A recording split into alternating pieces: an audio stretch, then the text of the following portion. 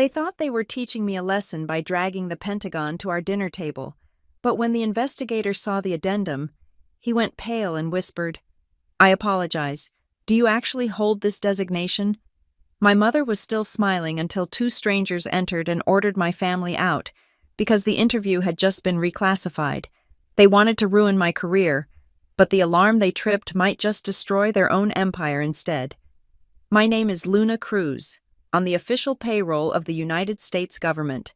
I am a 37-year-old mid-level linguistics analyst, currently assigned to a dull gray cubicle in an auxiliary office building in Alexandria, Virginia. My performance reviews describe me as competent but unimaginative, a woman who clocks in at 0800 hours and clocks out at 1700 hours with the regularity of a metronome.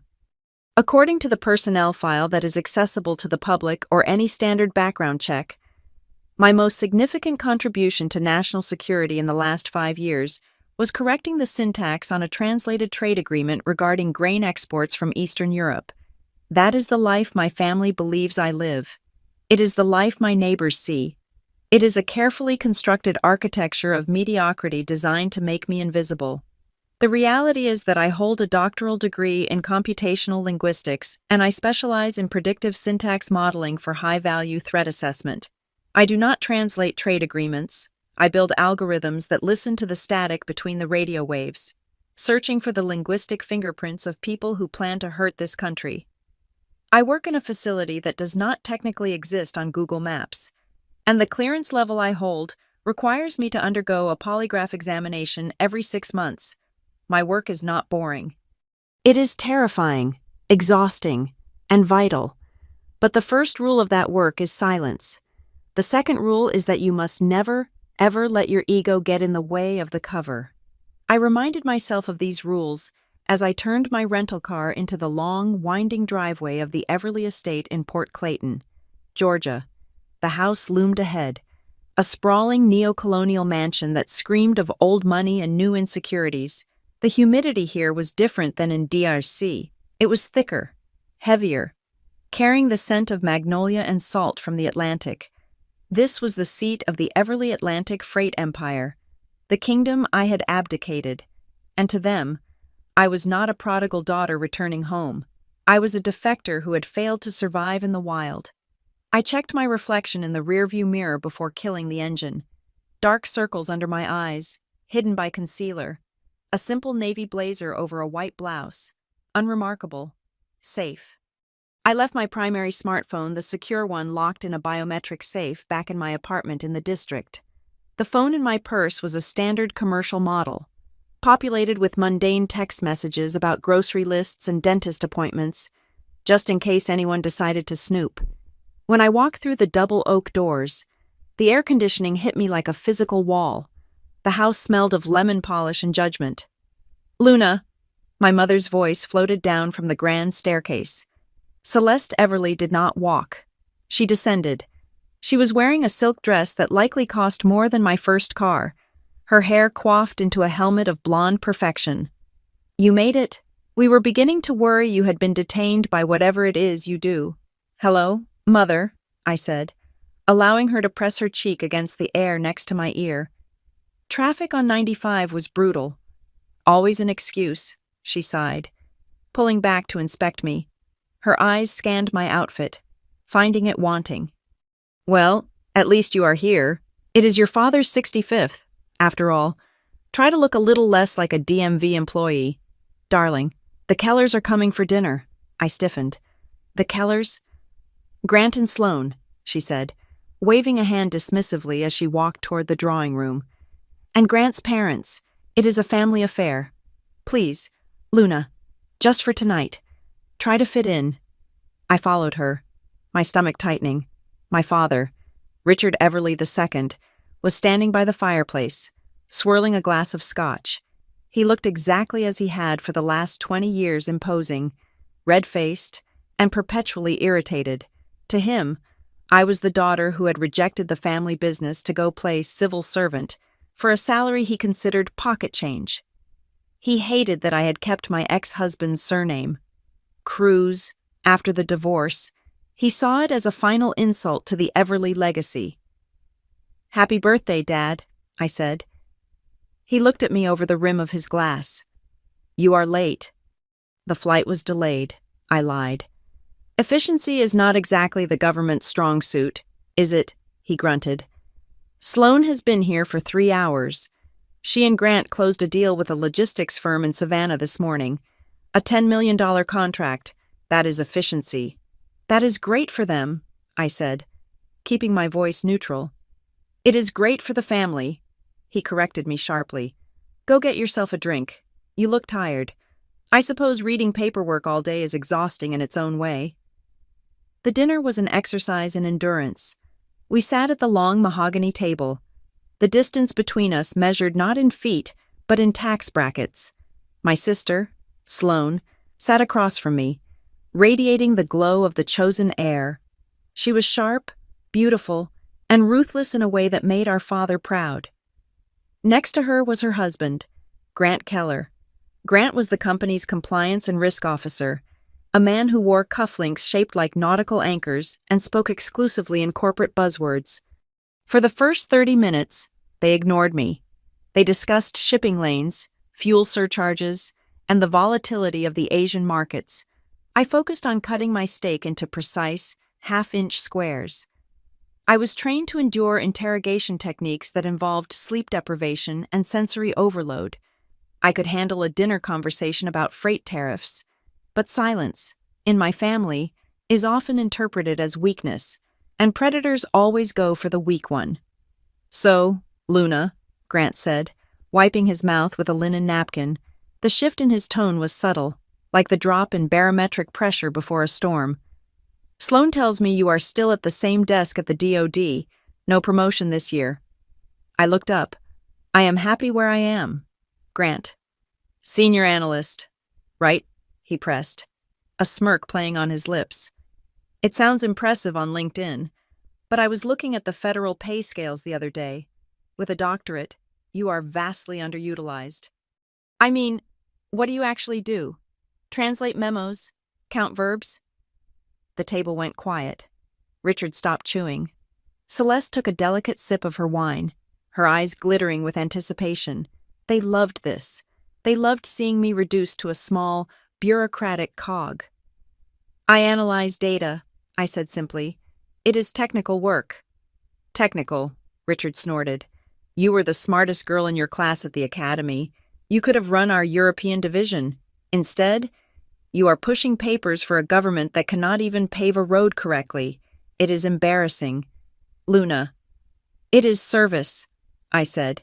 It is hiding. Sloan interjected. Her voice was softer, but it carried a razor edge. Come on, Luna. We all know why you stay there. It is safe, no risks, no real responsibility.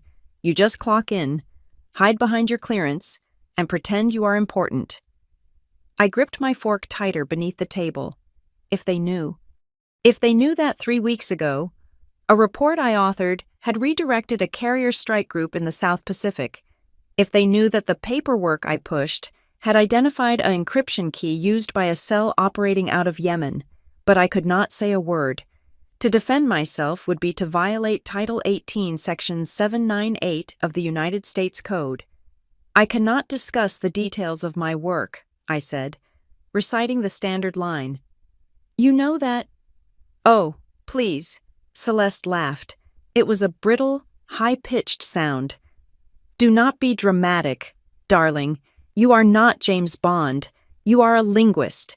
You sit in a basement and read foreign newspapers. And that is the problem, Grant added, leaning forward, resting his elbows on the table. In the private sector, specifically in risk management, we look for patterns, and your pattern, Luna, is odd. I met his gaze. Is that so? It is, Grant said. I mean, look at your lifestyle. You live in a 1-bedroom apartment. You drive a 5-year-old sedan, yet Mom says you have been traveling a lot lately. Conferences, you call them, but there is no record of you at the major linguistic symposiums. I checked. My heart rate did not change. I had trained for this. I attend internal workshops. They are not public. And the phone, Celeste chimed in. Seizing the momentum, she set her wine glass down with a sharp click. Last time you were here, I saw you with a second phone, a black one. You put it away the second I walked into the room. Why does a mid-level analyst need a burner phone? Luna. It is a work device. Mother. Is it? Celeste raised an eyebrow. Or are you in some kind of trouble? You know, people in Washington, they get compromised. Debts, illicit relationships, God knows what else. I am not in trouble, I said, my voice steady, though a cold fury was beginning to coil in my gut. Then why the secrecy? Richard demanded, slamming his hand on the table. The silverware jumped. We are your family. Do you think we are stupid? You come here, you sit at my table, you eat my food, and you act like you are better than us because you have some secret government job. But I think you are just ashamed. I think you are doing nothing of value. And you use national security as a shield to hide your mediocrity. Richard, calm down, Celeste said, though she looked delighted by his outburst. She turned to me, her expression shifting to one of mock concern. We are just worried. Luna, you are 37, you are single, you have no assets, you are secretive. To the outside world, to people like Grant who understand compliance, you look like a liability. A liability, I repeated. A security risk, Grant clarified. If I were vetting you for a position at Everly Atlantic, I would red flag your file immediately. Unexplained travel, discrepancies in your stated income versus your lifestyle, isolation from family. It fits the profile of someone who is hiding something illegal or someone who is unstable. I looked around the table. They were not just insulting me. They were building a narrative. They had discussed this before I arrived. This was an intervention, weaponized by their own ignorance. They wanted to break me. They wanted me to admit that my life was a failure, to cry, to beg for a job in the family firm so they could control me again. I am not unstable, I said quietly, and I am not hiding anything illegal. Then stop lying to us, Richard shouted. Tell us what you actually do. I cannot, because it is nothing. Sloane smirked. Admit it, Luna. It is nothing. I looked at Sloane. I looked at the diamond necklace resting against her throat. A stone bought with the profits of shipping containers that I knew for a fact were occasionally used to bypass sanctions, though my family likely turned a blind eye to the manifest details. I looked at Grant, whose risk management involved paying off port authorities in 3 different countries. I looked at my parents, who thought power was a seat at a charity gala. They were children playing with matches in a room full of gasoline, and they were mocking the firefighter for carrying a hose. I think we should move to dessert, Celeste said, sensing she had drawn enough blood for one course. I had the chef prepare that lemon tart you used to like, Luna, before you became so rigid. I did not eat the tart. I sat through the rest of the meal in silence, letting their conversation wash over me like sewage. They pivoted to talking about a new vacation home in the Hamptons and the upcoming election, spouting opinions they had purchased from cable news. When the dinner finally ended, I excused myself to the guest room, my old bedroom, preserved like a shrine to the girl I used to be. I closed the door and leaned against it, exhaling a breath I felt like I had been holding for 4 hours. My hands were not shaking. They never shook. But the anger was a cold, hard knot in my chest. I walked to the window and looked out at the dark expanse of the estate. The moon was reflecting off the Atlantic in the distance. I checked my watch. It was 2100 hours. Downstairs, I could hear them laughing. They were celebrating their victory. They thought they had put me in my place. They thought they had exposed the sad, empty reality of Luna Cruz. Celeste's voice drifted up through the floorboards, muffled but distinct. She looked terrified when you mentioned the background check. Grant, I think we should push it, just to see. A little pressure, Grant's voice replied. See if she cracks. It is for her own good. I stepped away from the window. They had no idea. They thought they were dealing with a wayward daughter who needed a lesson in humility. They thought they could use the mechanics of bureaucracy, a world they thought they understood, because they paid lobbyists to squeeze me. I looked at the mirror above the dresser. The woman staring back was not the senior analyst they mocked. She was a ghost in the machine. She was the person who knew which generals were sleeping with their aides and which foreign ministers were moving money through shell companies. I reached into my bag and touched the cold metal casing of my phone. Not the one I showed them. The other one. I didn't turn it on. I didn't need to. Not yet. But as I listened to their laughter fade into the expensive silence of the house, a dark thought crystallized in my mind. They wanted to investigate me. They wanted to pull my file. They wanted to call the Pentagon and ask questions about Luna Cruz. I looked at my watch again. If they really touched my file, if they actually managed to trigger a security review with their petty, vindictive little games, they would not just find a mid-level analyst, they would trip a silent alarm on a server deep underground in Maryland. They thought they were playing a game of social chess. They didn't understand that they were about to walk onto a live firing range.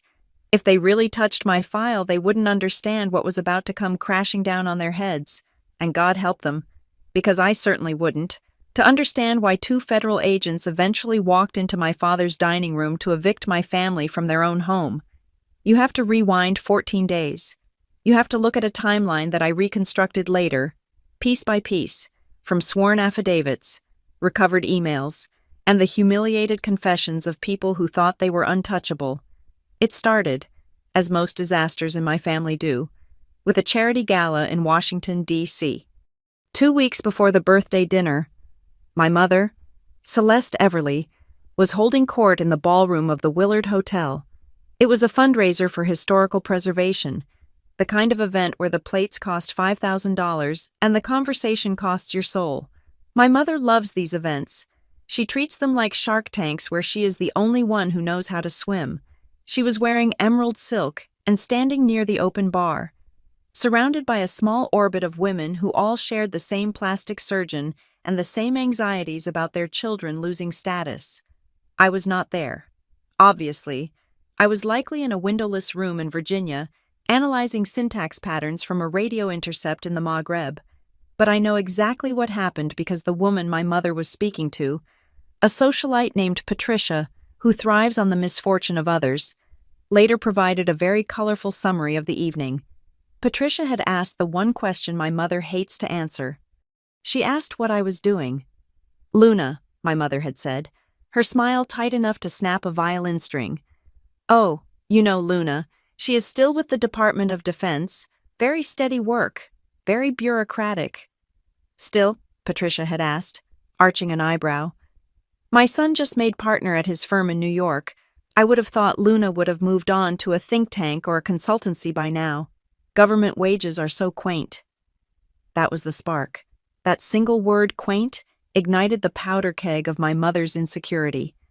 In Celeste Everly's world, your children are not people. They are accessories. And I was an accessory that was out of fashion. She did not want a daughter who was a mid-level analyst. She wanted a daughter who was a vice president of operations at Everly Atlantic Freight, someone she could show off, someone she could control, someone whose life looked good on a Christmas card.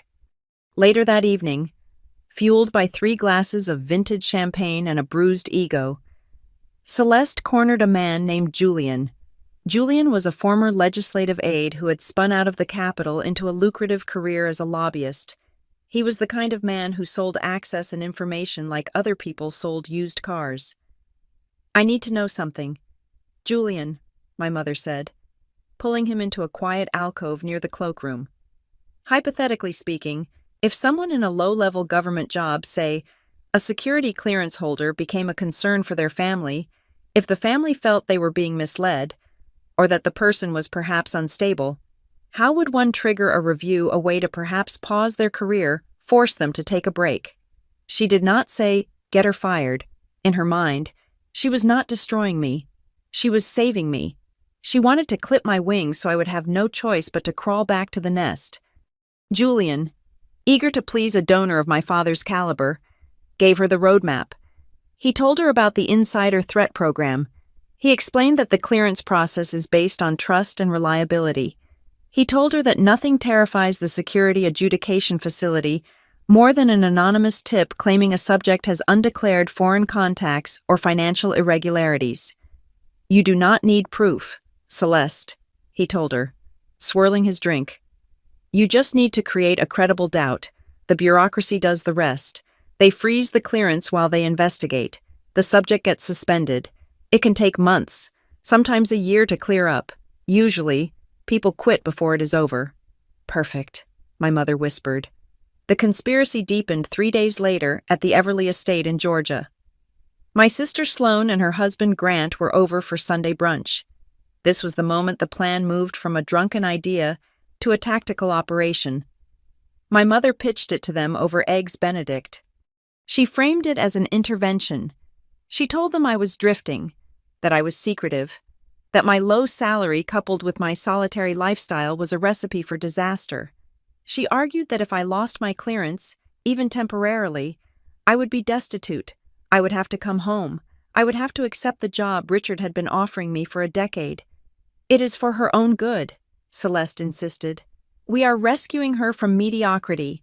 Sloane was hesitant at first. To her credit, my sister possesses a shred of conscience, though it is often buried under layers of sibling rivalry. It seems extreme, Mom, she said. Messing with a federal job, is that even legal? What if she gets in real trouble? It is just a background check. Sloane, Grant interjected. He wiped his mouth, his eyes lighting up with the arrogance of a man who believes he understands systems he has never actually worked within. Grant is a compliance officer in the private sector. He thinks the rules of corporate liability apply to national intelligence. He was wrong, but he sounded confident, and that was enough for Sloane. Grant is right, my mother said. If Luna has nothing to hide, then a review will find nothing. We are just accelerating the truth. But we need to make sure the complaint sounds professional, Grant advised, leaning in. You cannot just say she is annoying. You have to use the right buzzwords. Foreign influence, unexplained affluence, divided loyalties. That triggers the algorithms. And so, the trap was set. That Tuesday, my mother sat down at her personal laptop in her sunroom. She created a new email account using a generic name, citizen concerned at a provider that offered basic encryption. Thinking she was being incredibly clever, she did not realize that digital footprints are harder to scrub than red wine from a white carpet. She began to type. She did not want to sound like a mother. She wanted to sound like a worried colleague or a patriotic observer. But Celeste Everly cannot help being herself. As she fabricated the accusations, she wove in details that only someone who had known me since birth would know. She wrote that the subject, Luna Cruz, had attended a linguistics conference in Prague 4 years ago. That part was true. I had attended an academic symposium on Slavic syntax, but my mother embellished. She wrote that since that trip, the subject had displayed unusual sympathies toward Eastern European politics. She claimed I had been seen with unidentified foreign nationals. She wrote about my finances. She knew I donated money to a veterans support fund and a few animal shelters. In her letter, these became irregular outbound transfers to opaque organizations. She questioned how a government employee on a GS-12 salary could afford to live alone in DSC. Ignoring the fact that I lived in a rent-controlled apartment and drove a car that was barely holding together, the letter was a masterpiece of gaslighting. It painted a picture of a woman who was isolated, disgruntled, and potentially compromised. The subject maintains a secondary communication device, she typed, referencing the secure phone she had glimpsed in my purse once. This suggests a channel of communication outside of official oversight. She hit send. She sat back in her chair, satisfied. She believed she had just performed a tough love parenting maneuver. She thought she had pulled a lever that would simply pause my life long enough for her to step in and rearrange it. But the real tragedy and the dark comedy of it all was that she could not keep her mouth shut. The prompt for the investigation was supposed to be anonymous, but a secret in the Everly family is only valuable if you can trade it for social currency. 2 days after sending the email, my mother went to lunch at the country club with 2 other women from the board of the Garden Society. After 3 mimosas, the conversation turned to wayward children. One woman complained that her son was dating a cocktail waitress. Another lamented that her daughter had dropped out of law school to become a yoga instructor. Celeste could not resist. She had to win the competition of burdened mother. "Well," she said, leaning in, lowering her voice to a stage whisper that could be heard 3 tables away. "I finally had to take steps with Luna. I initiated a little administrative review, just to shake her up, to bring her back to reality." "You did what?" one of the women asked. "I pulled some strings in Washington," Celeste lied, inflating her own agency. "I am having her security clearance audited. It will force her to resign, of course, and then, when she comes back to Port Clayton, Richard and I will get her settled in the company." "It is drastic, I know, but sometimes you have to break a bone to reset it properly." She smiled, feeling powerful. She felt like a matriarch in a period drama, moving pawns on a chessboard. She did not know that the woman sitting across from her, a woman named Beverly, had a nephew who worked in human resources for a rival shipping logistics firm. She did not know that Beverly was listening with the intent to weaponize that gossip.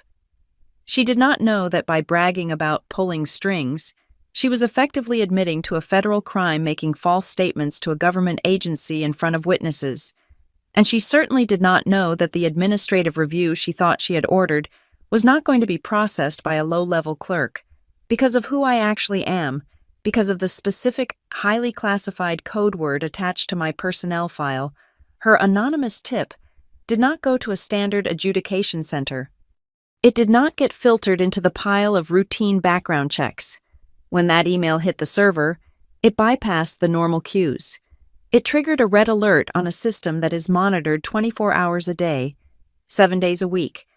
It was flagged as a potential insider threat level 1, concerning a high-value asset. My mother thought she was calling the principal's office to report a truant student. Instead, she had just dialed 911 and reported a bomb threat. Back in D.C., while my mother was congratulating herself on her cleverness, I was sitting in a secure briefing room, watching a live feed of a drone operation. I had no idea that 400 miles away, a digital torpedo had just been launched at my career. I had no idea that my own mother had signed the launch order, and I had no idea that my brother-in-law, Grant, the compliance expert, had effectively handed her the launch codes by coaching her on exactly which lies would cause the most damage. They went to bed that night thinking they had won. They thought they were teaching me a lesson about family loyalty. They were about to learn a very different lesson about national security. As the sun set over the Port Clayton harbor, casting long shadows over the Everly mansion, the wheels of the United States government began to turn. They are slow wheels, usually, but when you grease them with the kind of keywords my mother had used, foreign contact, compromise, financial leverage, they spin with terrifying speed. Celeste Everly slept soundly, dreaming of the day I would be sitting in the office next to her, humbled and grateful. She did not hear the sound of the storm gathering. She did not know that she had just invited the wolf into her home, and this time, the wolf was wearing a badge and carrying a federal warrant. The executioner arrived at exactly 9 a.m, driving a charcoal gray Ford Taurus that had clearly seen better days. I was sitting on the patio drinking black coffee, watching the fog burn off the Georgia coastline, when the tires crunched against the gravel of the driveway. My father, Richard, was already at the front door before the engine cut out. He had been pacing the foyer since dawn, vibrating with the kind of excitement usually reserved for launching a new shipping vessel. To him, this wasn't a federal inquiry. It was the main event of his birthday weekend. I stayed seated. I took a slow sip of coffee. I checked my pulse. 60 beats per minute. Steady. The man who stepped out of the car looked like every background investigator I had ever met. He was in his late 40s, wearing a suit that was one size too large and a tie that was offensively beige. He carried a thick accordion folder under his arm and had the weary, cynical posture of a man who spends his life asking people why they forgot to list a parking ticket from 2012 on a federal form. His name, as he announced to the room 5 minutes later, was Special Agent Daniel Cross. "I am here to conduct a subject interview regarding Ms. Luna Cruz," Cross said, standing in the center of the grand foyer. He looked around at the opulent surroundings, the crystal chandelier, the oil paintings of ships, the marble floors with a flat, unimpressed gaze. "I require a private room to speak with the subject." "Nonsense," Richard boomed. He walked over and clapped a hand on my shoulder, a gesture that looked affectionate but felt like a vice. "We are an open book here. Agent Cross, we are a family. Anything you have to ask my daughter, you can ask in front of us. We have nothing to hide. Right, Luna?" Cross frowned. "Sir, standard protocol dictates privacy. The nature of these questions can be sensitive." "This is my house," Richard said, his voice dropping an octave. "And I'm telling you that if you want to talk to her on my property, you will do it where I say. We will use the dining room." I saw Cross calculate the variables. He could push back, reschedule, and force me to come to a field office in Atlanta, but that meant paperwork, that meant delays, and judging by the dark circles under his eyes, Agent Cross just wanted to get this over with so he could drive back to wherever he came from. "Fine," Cross said, adjusting his glasses, "but I will remind you that this is an official federal proceeding. Interferences will not be tolerated." We moved to the dining room. It felt less like an interview and more like a tribunal. Richard took the head of the table. Celeste sat to his right, her posture rigid, her face composed into a mask of tragic concern. Sloane and Grant sat opposite me. Sloane looked nauseous, picking at her cuticles, but Grant was leaning back in his chair with a smug expression, looking like a man who had already read the script and knew the ending. I sat alone on one side of the long mahogany table. Cross sat across from me. He opened the thick file folder and spread out a notepad and a digital recorder. "State your full name for the record," Cross said, pressing the record button. "Luna Maria Cruz. Current position: Senior Linguistics Analyst, Department of Defense." Cross nodded, not looking up. He was following a script. "Ms. Cruz, this interview is being conducted to resolve certain adjudicative guidelines that have been flagged in your file. Specifically, we are looking at Guideline B, Foreign Influence, Guideline E, Personal Conduct, and Guideline F, Financial Considerations." I heard Celeste inhale sharply. She reached out and squeezed Richard's hand. It was a performance. She was acting shocked by the very accusations she had typed. "I understand," I said. "We have received information suggesting you may have unreported contacts with foreign nationals," Cross said. He looked at me over the rim of his glasses. "Have you, in the past 7 years, had any close and continuing contact with foreign nationals that you have failed to report to your facility security officer?" "No," I said. "Did you attend a conference in the Czech Republic 4 years ago?" "Yes, the International Symposium on Slavic Morphology." "Did you meet with individuals outside the scope of the conference agenda?" "No." "Are you sure?" Cross pressed, tapping his pen on the table. "We have reports that you were seen in private conversation with representatives from non-NATO aligned entities. I attended the scheduled mixers," I replied, my voice flat. "I spoke with academics. All interactions were reported on my SF-86 form, dated October 2021, Grant scoffed. It was a soft sound, but in the quiet room, it was loud. Cross flicked his eyes toward Grant, but didn't say anything. "Let us talk about your finances," Cross said, flipping a page. "You live in Washington, D.C., a high cost of living area. Your salary is a grade 12 equivalent. Yet, we have reports of unexplained expenditures. Can you explain your source of income?" "My income is derived solely from my salary as a government employee." I said, "Then how do you explain the trips?" Celeste interrupted. She couldn't help herself. "Agent Cross, ask her about the trips. She disappears for weeks. She says it is work, but she comes back with no tan, no souvenirs, and refuses to say where she has been. Who pays for that?" Cross stopped writing. He looked at Celeste. "Mrs. Everly, please." "I am just trying to help," Celeste said, her voice trembling with fake emotion. "We are worried she is involved in something. Maybe she is in debt. Maybe she is selling something she shouldn't." "Mother," I said. "It was a warning." "Answer the question." "Ms. Cruz," Cross said, bringing the focus back to me. "Do you have unreported sources of income?" "No." "Do you have a second job?" "No." "Then can you explain the nature of your travel?" "Official business," I said. "Travel orders are on file with my agency." "Which agency?" Cross asked. "The file says DOD. That is broad. Which specific agency or activity?" This was the trap. My family leaned in. This was what they wanted. They wanted me to say I worked for some obscure, boring logistics office so they could laugh. Or they wanted me to admit I couldn't say, so they could accuse me of lying. "I am a senior linguistics analyst," I repeated. "My chain of command is listed in the personnel file you have in front of you." "It is vague," Cross muttered, looking at the papers. "It just lists a routing code, usually. There is a supervisor's name, a unit designation. It is a standard entry for my classification," I said. "See," Richard said, slamming his hand on the table again. "She is lying, standard entry. I have been contracting with the government for 30 years. There is always a unit designation." "She is hiding something. Agent. She is ashamed of it."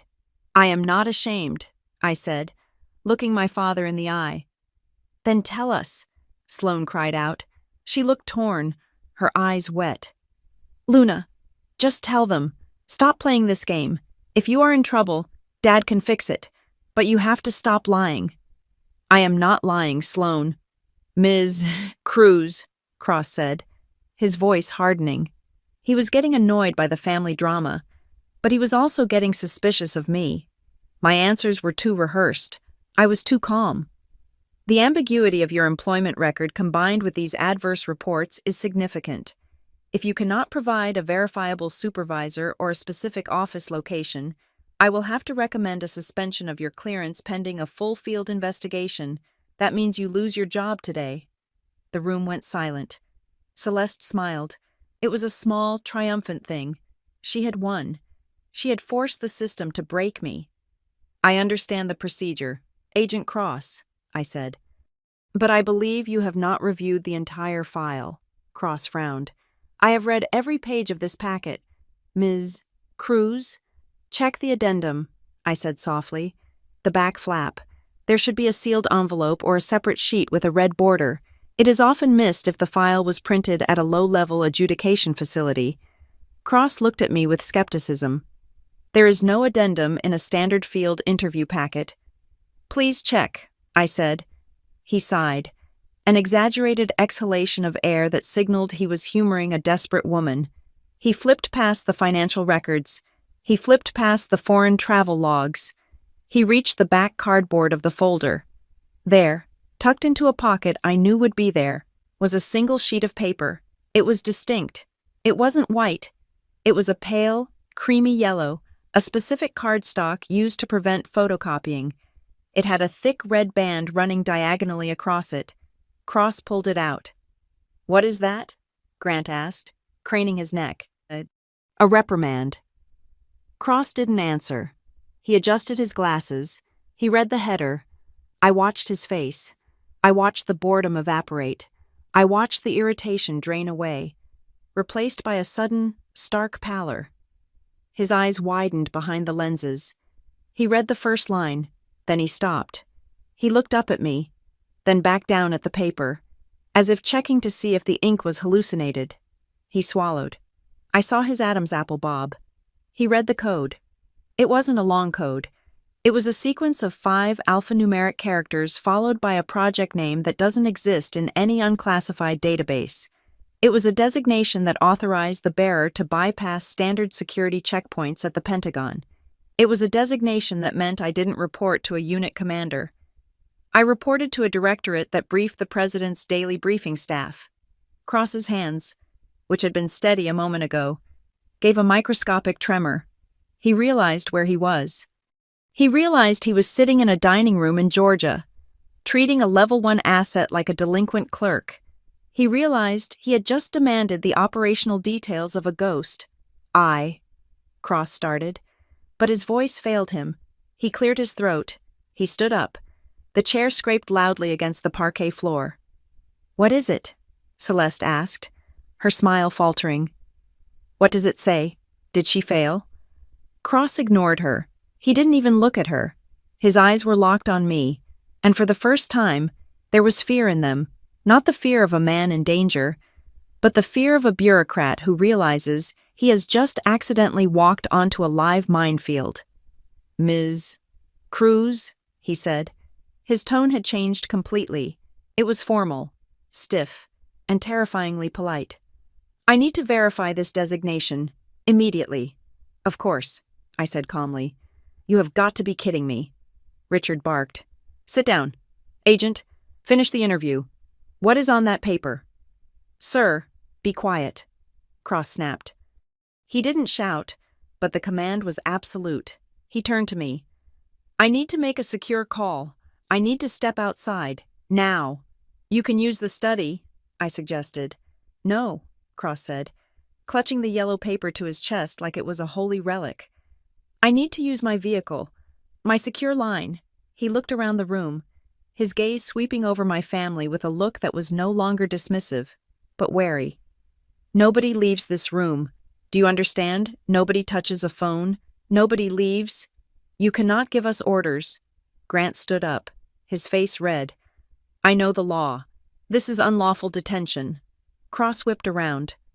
"Sit down, sir, or I will have you detained by the local field office for interference with a national security investigation. And trust me, you do not want to be on the receiving end of the call I am about to make." Grant sat down. He looked stunned. "Ms. Cruz?" Cross said to me, and he actually nodded a deferential, respectful nod. "I will return in 5 minutes. Please ensure they stay put." "I will," I said. Cross turned and walked out of the dining room. He didn't walk with the tired shuffle he had arrived with. He walked with the brisk, panicked stride of a man who needed to get to a phone before the sky fell down. The front door opened and closed. Silence descended on the dining room. It was thick and heavy. Celeste looked at the empty doorway, then at me. Her smile was gone, replaced by a flicker of confusion. She didn't understand the language of government, but she understood the language of power, and she had just seen the power dynamic in the room flip 180 degrees in 10 seconds. "What was that?" Sloane whispered. "Luna, what did you show him?" I picked up my coffee cup. It was cold now, but I drank it anyway. I looked at my mother. "You wanted an investigation, Mother," I said softly. "You wanted to know who I really am."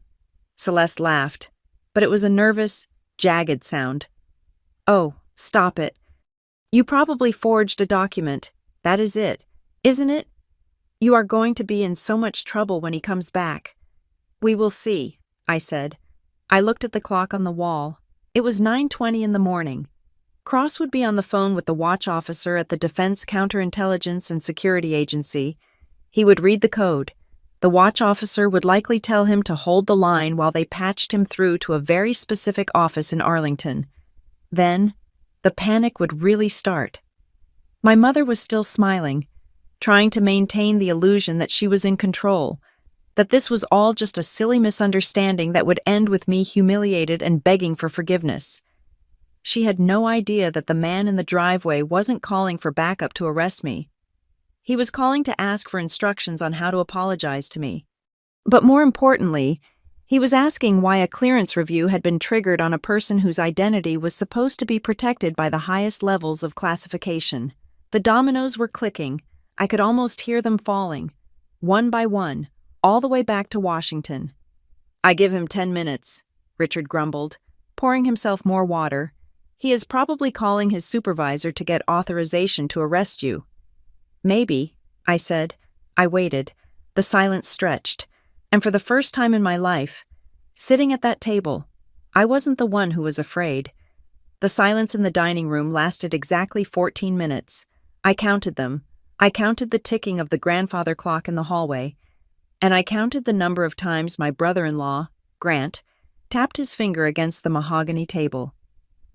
My family sat in a suspended state of irritation, convinced that Agent Cross was outside fumbling through a bureaucratic apology.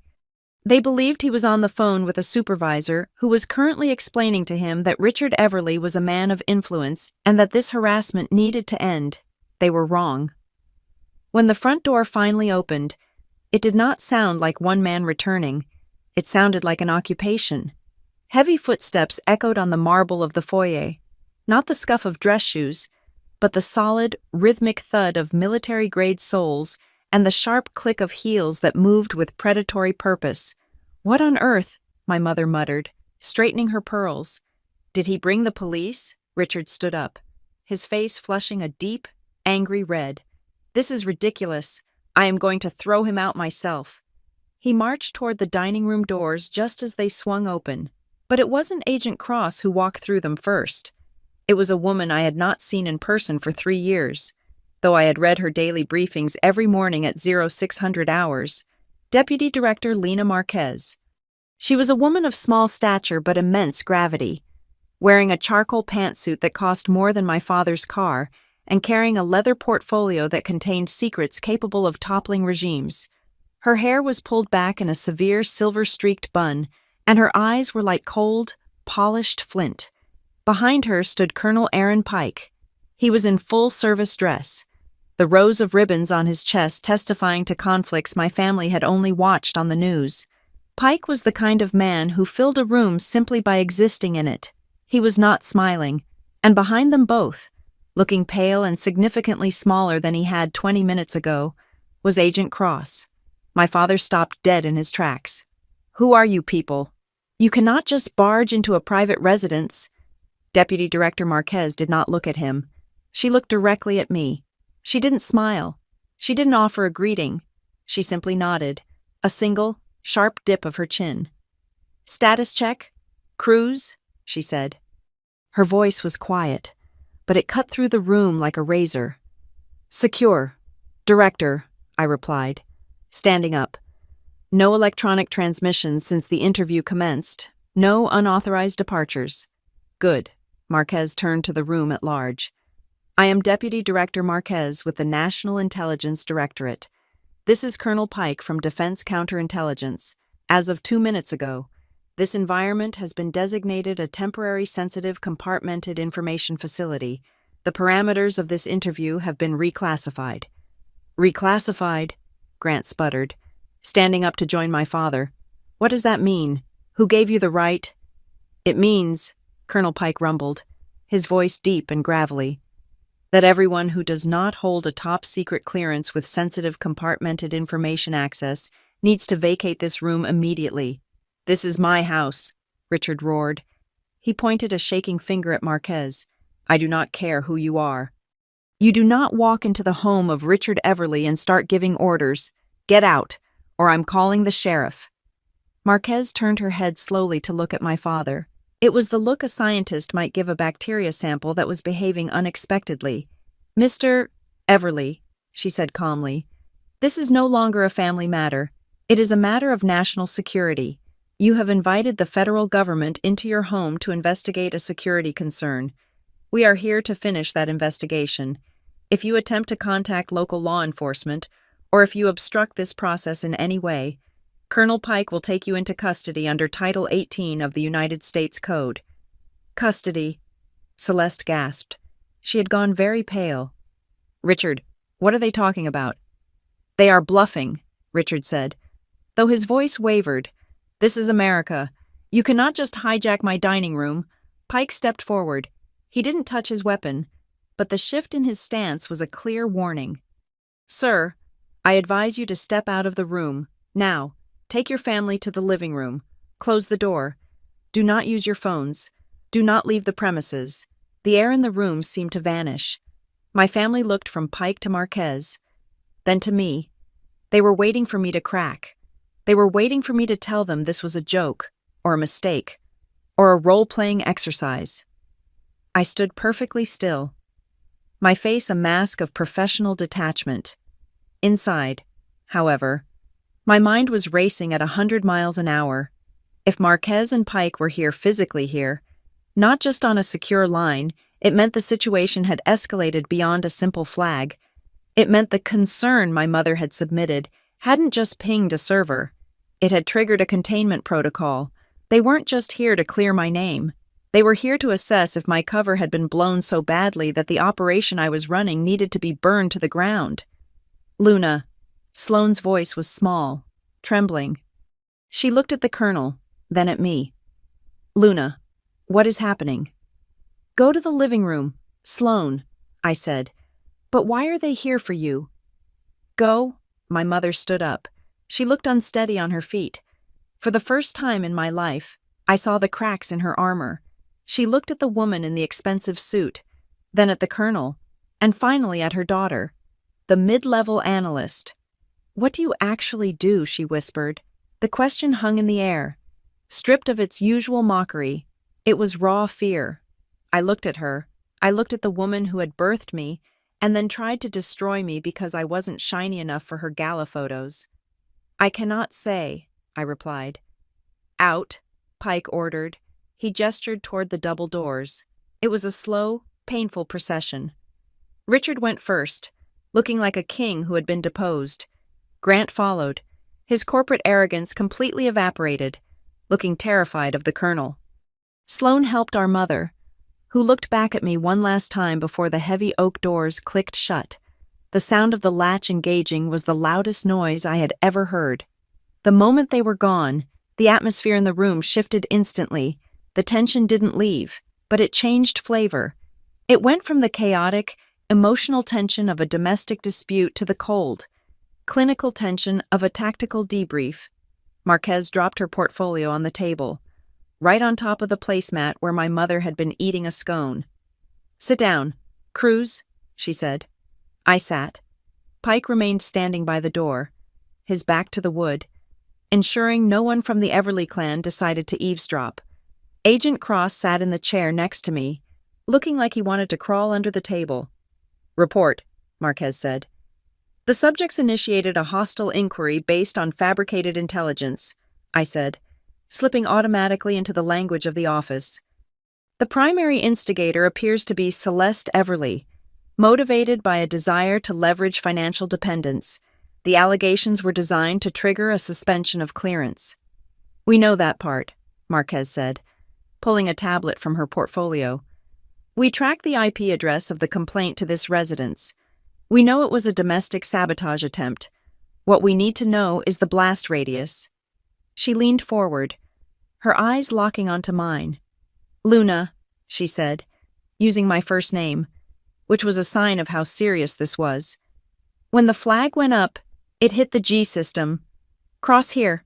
She gestured to the sweating agent. Pulled the physical file before the digital lock engaged. He saw the addendum. I looked at Cross. You read the project summary. No, Cross said quickly. He looked at me with a mixture of awe and apology. I didn't have the clearance to open the seal. I just saw the cover sheet. I saw the code. Project Obsidian. And I saw the restriction level, presidential access only. He swallowed hard. I realized I was asking a Project Obsidian asset about a $500 discrepancy in a travel voucher. I knew I had to call it in. He made the right call, Pike grunted from the door. If he had proceeded with a standard field check, he would have started asking your neighbors about cover activities. He would have blown the whole network. Marquez tapped the table. Here is the problem. Cruz, your mother didn't just write a letter saying you were lazy. She used keywords, specific ones, foreign contacts, unverified income, hidden devices. She constructed a narrative that mirrors actual espionage indicators. She had help, I said. My brother-in-law, he works in compliance. He knows the buzzwords. That explains the precision, Marquez noted. But here's the nightmare scenario. To get those details, she had to be watching you. She mentioned your travel patterns. She mentioned the secondary phone. If she knows you have a secondary phone, and she has been talking about it. She has been talking, I admitted. The weight of it settled on my shoulders. She bragged about the investigation at her club. She told her friends she was pulling strings. Marquez closed her eyes for a brief second. A look of pained frustration crossed her face. "Civilians," she whispered. "They treat information like gossip." She opened her eyes. If she told her friends at the club, and those friends told their husbands, we have to assume the narrative that Luna Cruz is a government employee with suspicious secrets is now circulating in the Diaz social circuit. That makes you a target. Foreign intelligence services recruit from those circles. Luna, they listen to that gossip. "I know," I said. "We have to assess the damage," Marquez said. "We need to know exactly who she told, what she told them, and who helped her construct that letter. We need to know if she showed that letter to anyone else before she sent it. If a copy of a letter accusing a high-level asset of treason is floating around on a civilian server, it becomes blackmail material," Pike finished. "Or a recruitment hook," Marquez added. She looked at me. "This isn't an interview anymore, Luna. This is a damage control operation. We are going to turn this house upside down. We are going to audit their devices. We are going to interview them, and not politely." I looked at the closed doors. I imagined my family in the living room. My father, fuming about his property rights. My mother, probably crying about how unfair this all was. They thought they were in a legal dispute. They didn't realize they were about to undergo a forensic interrogation by the same people who hunt terrorists. "They won't understand," I said. "They think this is about a job. They don't understand the stakes." "Then we will make them understand," Marquez said coldly. She reached into her portfolio and pulled out a document. It was a subpoena, signed by a federal judge, authorizing the immediate seizure of all electronic devices within the residence. "Who started it?" Marquez asked again. "I want the name of the person who put the idea in her head. Your mother is malicious, but she isn't creative enough to know how to navigate the whistleblower channels effectively. Someone guided her hand." "Grant," I said. "Grant Keller," Marquez nodded to Pike. "Colonel, bring Mr. Keller in first. Separate him from the herd." "With pleasure," Pike said. "And Cruz," Marquez said, her voice softening just a fraction. "I am sorry it had to be this way. I know you tried to keep the wall up, but they breached it." "They didn't just breach it," I said, staring at the grain of the wood on the table. "They blew it up.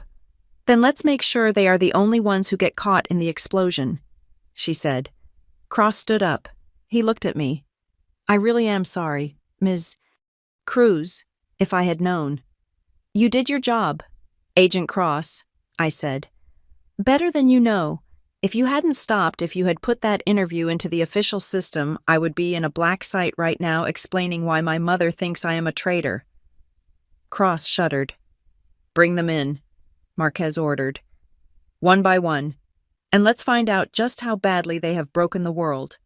As Pike opened the door to retrieve my brother-in-law, I heard the muffled sounds of argument from the living room. I heard my father's voice, loud and demanding. I heard my mother's voice, shrill and panicked. They wanted a reaction. They wanted drama. They were about to get the full, unadulterated weight of the United States government. And as I sat there, watching the Deputy Director of National Intelligence prepare to dismantle my family's lies, I realized something. I wasn't their daughter anymore. I wasn't the black sheep. I was the asset, and they were the threat. The heavy oak doors of the dining room were closed, sealing us inside a vacuum of sudden, suffocating silence. Outside those doors, my family was likely regrouping, their indignation fermenting into panic, but inside, the atmosphere had shifted from an interrogation to something far more intimate and unsettling. Colonel Pike had stepped out to retrieve my brother-in-law, leaving me alone with Deputy Director Marquez and Special Agent Cross. For a long moment, nobody spoke. The only sound was the hum of the central air conditioning and the rhythmic tapping of Marquez's stylus against the screen of her tablet. She was scrolling through data, her face illuminated by the cool blue light, her expression unreadable, but it was Agent Cross who drew my attention. Since the revelation of the yellow addendum, his demeanor had undergone a total metamorphosis. The bureaucratic exhaustion was gone, replaced by a kind of haunted reverence. He wasn't looking at me like a suspect anymore. He was looking at me the way a survivor looks at the first light of dawn after a long, freezing night. It was the look of a man seeing a ghost he had only ever heard about in whispers. He took off his glasses and cleaned them nervously with his tie. Then he looked up, meeting my eyes directly. 2019, he said softly. I did not blink. I kept my face impassive, the standard non-committal mask I had worn for a decade. Agent Cross. November 2019, he continued, his voice barely above a whisper. I was not always doing background checks. Ms. Cruz, before this, I was a field liaison attached to a task force in the Levant. We were operating out of a safe house near the northern border. It was supposed to be a low-risk extraction. I felt a small, cold ripple move down my spine. I knew the region. I knew the timeline. We were blind, Cross said, his eyes unfocused, staring at a memory. Our local assets had gone dark. We had a convoy of 3 vehicles moving through a valley that was supposed to be clear. We had no drone cover that day due to a sandstorm. We were exposed. Marquez stopped tapping on her tablet. She looked up, watching Cross, then watching me. We were 5 minutes from the choke point, Cross said. If we had kept going, we would have been hit by an anti-tank guided missile. The ambush was perfect. We had 0 indication, and then the comms crackled. He leaned forward, his hands gripping the edge of the table. We got a priority override, a voice we had never heard before, synthesized. It didn't give us a suggestion. It gave us a grid coordinate and a single command, halt, turn, now. And then it gave a verification code to prove the order came from the highest authority. Cross swallowed hard. We turned around. 2 minutes later, the hillside where we would have been exploded. 12 men came home to their families that week because of that voice. He looked down at the yellow paper that was still sitting on the table, the red stripe glaring under the chandelier lights. The code on this paper, he said, tapping the document. The designation for the sourcing intelligence. It matches the prefix of the authorization code we received that day. I have never seen it written down until 10 minutes ago. I thought it was a myth. We used to call the source the Oracle in the mess hall. We toasted to it. He looked back at me, his eyes searching for a confirmation I was forbidden to give. That was you, wasn't it? You were the one watching the data stream. You saw the pattern in the chatter that we missed. I sat perfectly still. My heart was beating a steady rhythm against my ribs. I remembered that day. I remembered the intercept, a fragment of a conversation between 2 insurgents discussing a wedding gift for the Americans. I remembered the frantic race to triangulate the signal, the realization that the timeline was tighter than the protocol allowed, and the decision to break the chain of command to send the warning directly to the ground unit.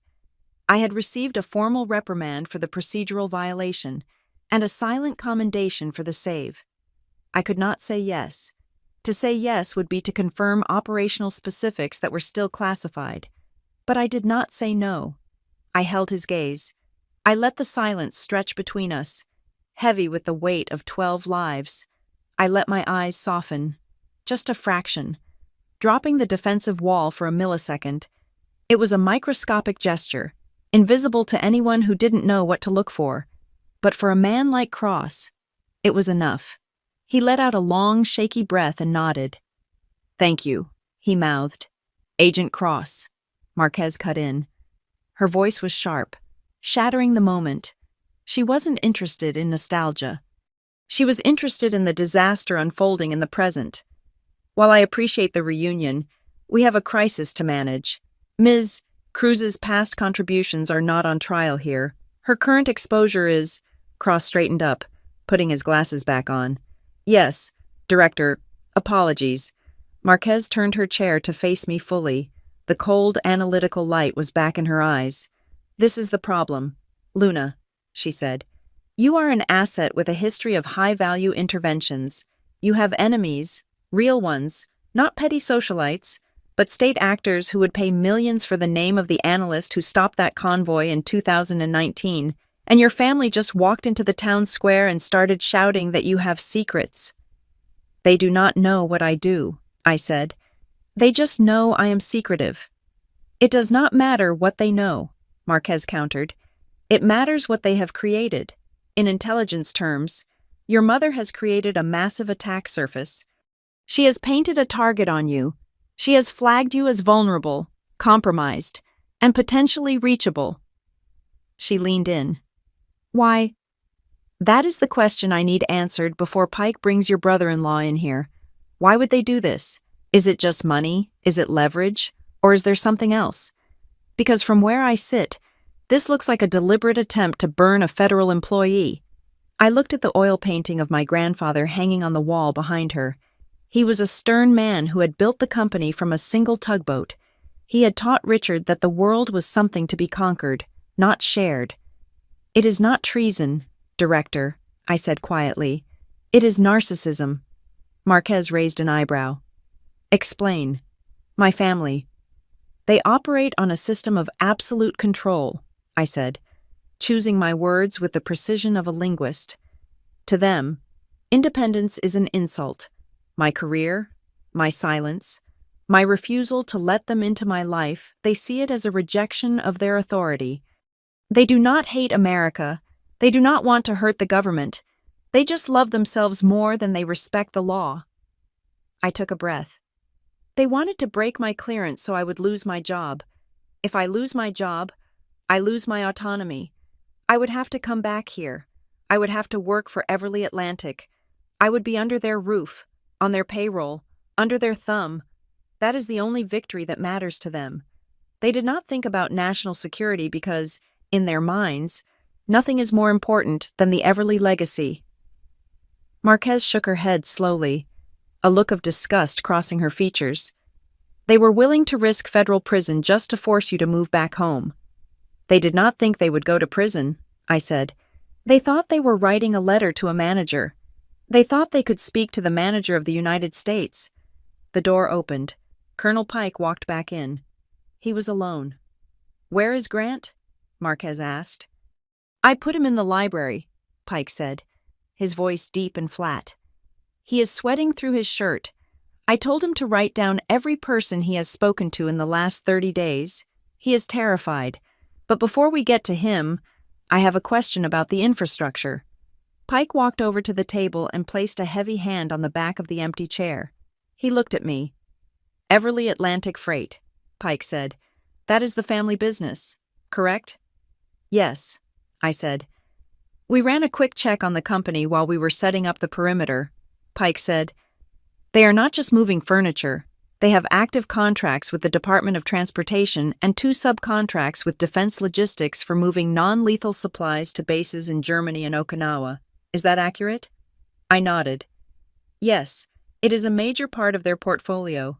About 40% of their annual revenue comes from government or government-adjacent contracts.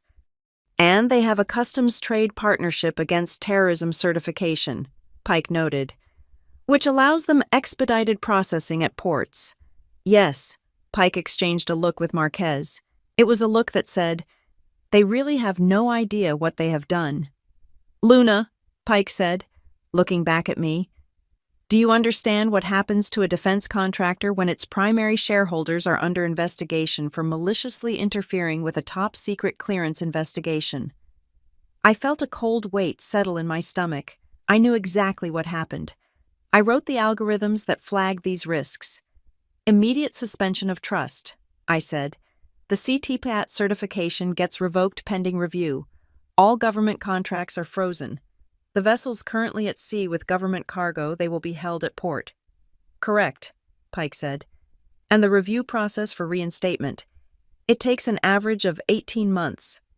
For a shipping company operating on thin margins with high fuel costs, an 18-month freeze on 40% of their revenue is not a penalty. It is a death sentence, I finished. They did not just try to get you fired, Pike said grimly. They just handed us the gun to shoot their own company in the head, and we are required by law to pull the trigger.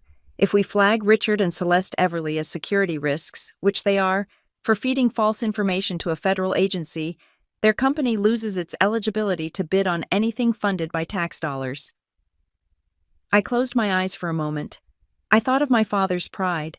I thought of the way he spoke about the company as if it were a living thing, an extension of his own body. He had tried to crush my career to save his ego. In doing so, he had effectively placed a demolition charge at the foundation of his own life's work. He does not know, I whispered.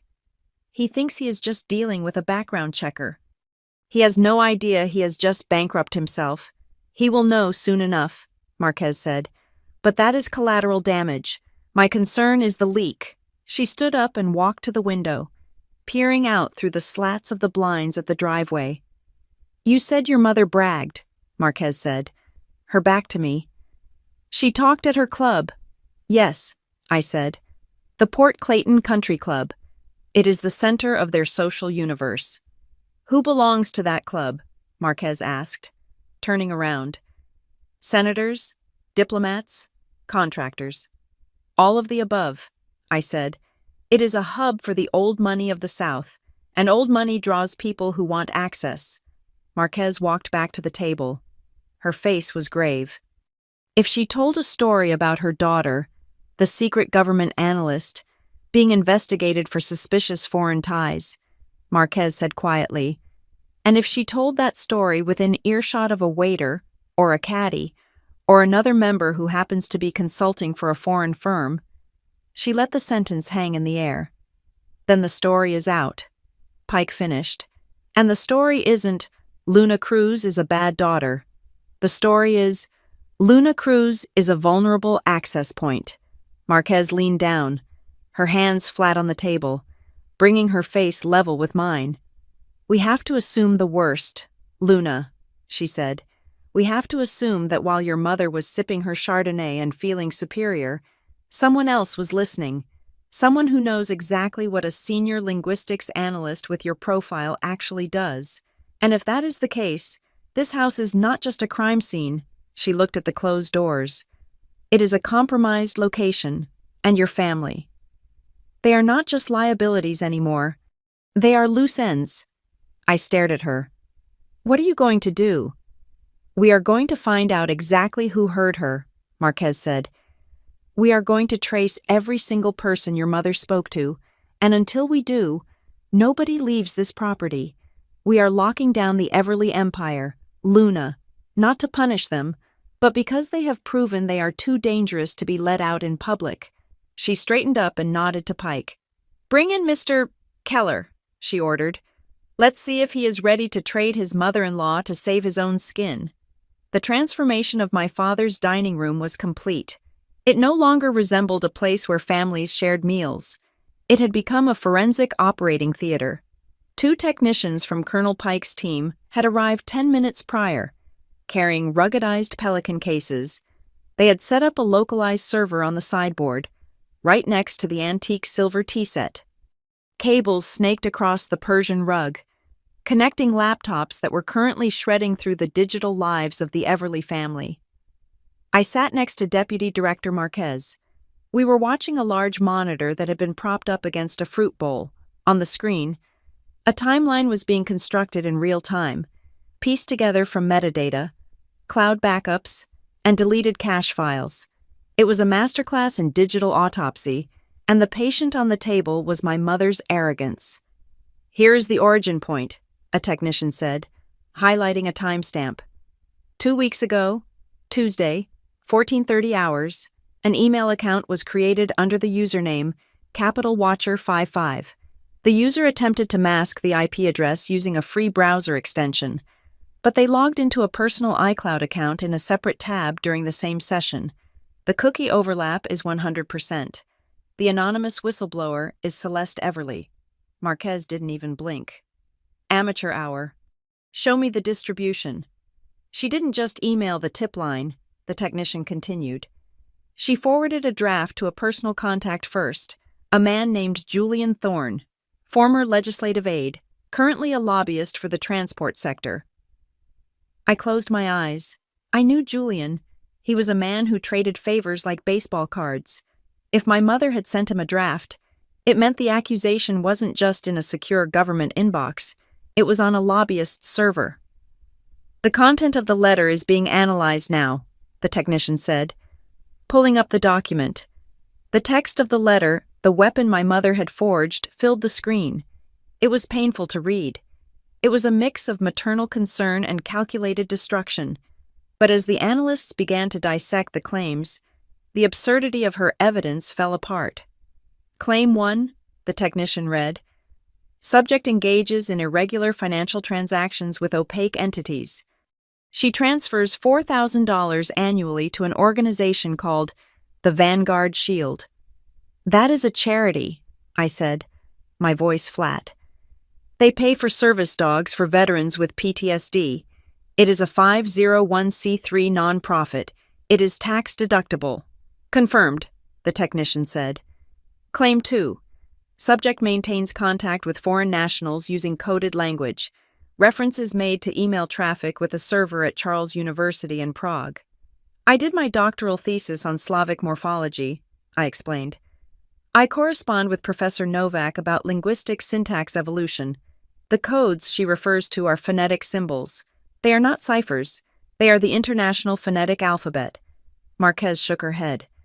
She took your charity and your education and twisted them into treason. It gets worse, the technician said. She didn't just list accusations. To make herself sound credible, she included patterns of life. She listed the dates of your last 4 trips. She noted that you always leave on a Tuesday and return on a Thursday. She noted that you leave your personal vehicle at a specific long-term lot at Dulles Airport. The room went cold. Marquez turned to me. That is operational data. Luna, she just published your transit habits to a lobbyist and an unsecured tip line. Anyone who intercepts that traffic knows exactly where to find you and when you are vulnerable. Sloan was sitting at the far end of the table. She had been allowed to stay while Grant was being questioned in the library. She was staring at the screen, her face pale. She knew, Sloan whispered. She told me she just wanted to scare you. She said she wanted to embarrass you enough to make you quit. But this listing your parking lot, your flight days. She wanted to be thorough, I said. She wanted to make sure the investigators couldn't ignore the file. She didn't care if she exposed me to a kidnapping team, as long as she won the argument. Sloan looked at me, and for the first time, I saw the realization hit her. This wasn't a family squabble. It was a demolition. She didn't want to teach you a lesson, Sloan said, her voice trembling. She wanted to break you. She wanted to strip you naked in front of the government so you would have nowhere else to go but home. Yes, I said. The library door opened. Colonel Pike walked in, pushing Grant ahead of him. My brother-in-law looked like a man who had just run a marathon in a wool suit. His tie was loosened, and he was wiping sweat from his forehead with a handkerchief that was already soaked. Sit, Pike ordered, pointing to a chair opposite the screen. Grant sat. He looked at the monitor, saw the email drafts, and swallowed hard. We know you helped her draft the compliance language. Mr. Keller? Marquez said. She didn't raise her voice. She didn't have to. We found the edits in the document history. You changed weird friends to unreported foreign associations. You changed money problems to financial vulnerability indicators. You militarized her gossip. I was just trying to help, Grant stammered. Celeste was going to send a rambling mess. I just wanted to make sure it was professional. If you are going to file a complaint, it should be accurate. Accurate? Pike scoffed. You fabricated intent. I didn't know it was dangerous, Grant insisted, looking at Sloan for support. But she turned her face away. I thought it was just a background check, a standard HR thing. I work in risk management. I know how these things work. You know how corporate compliance works, Marquez corrected him. You know nothing about counterintelligence, but that is not what worries me. Mr. Keller, what worries me is the invoice we found on your phone. The air in the room shifted. Grant froze.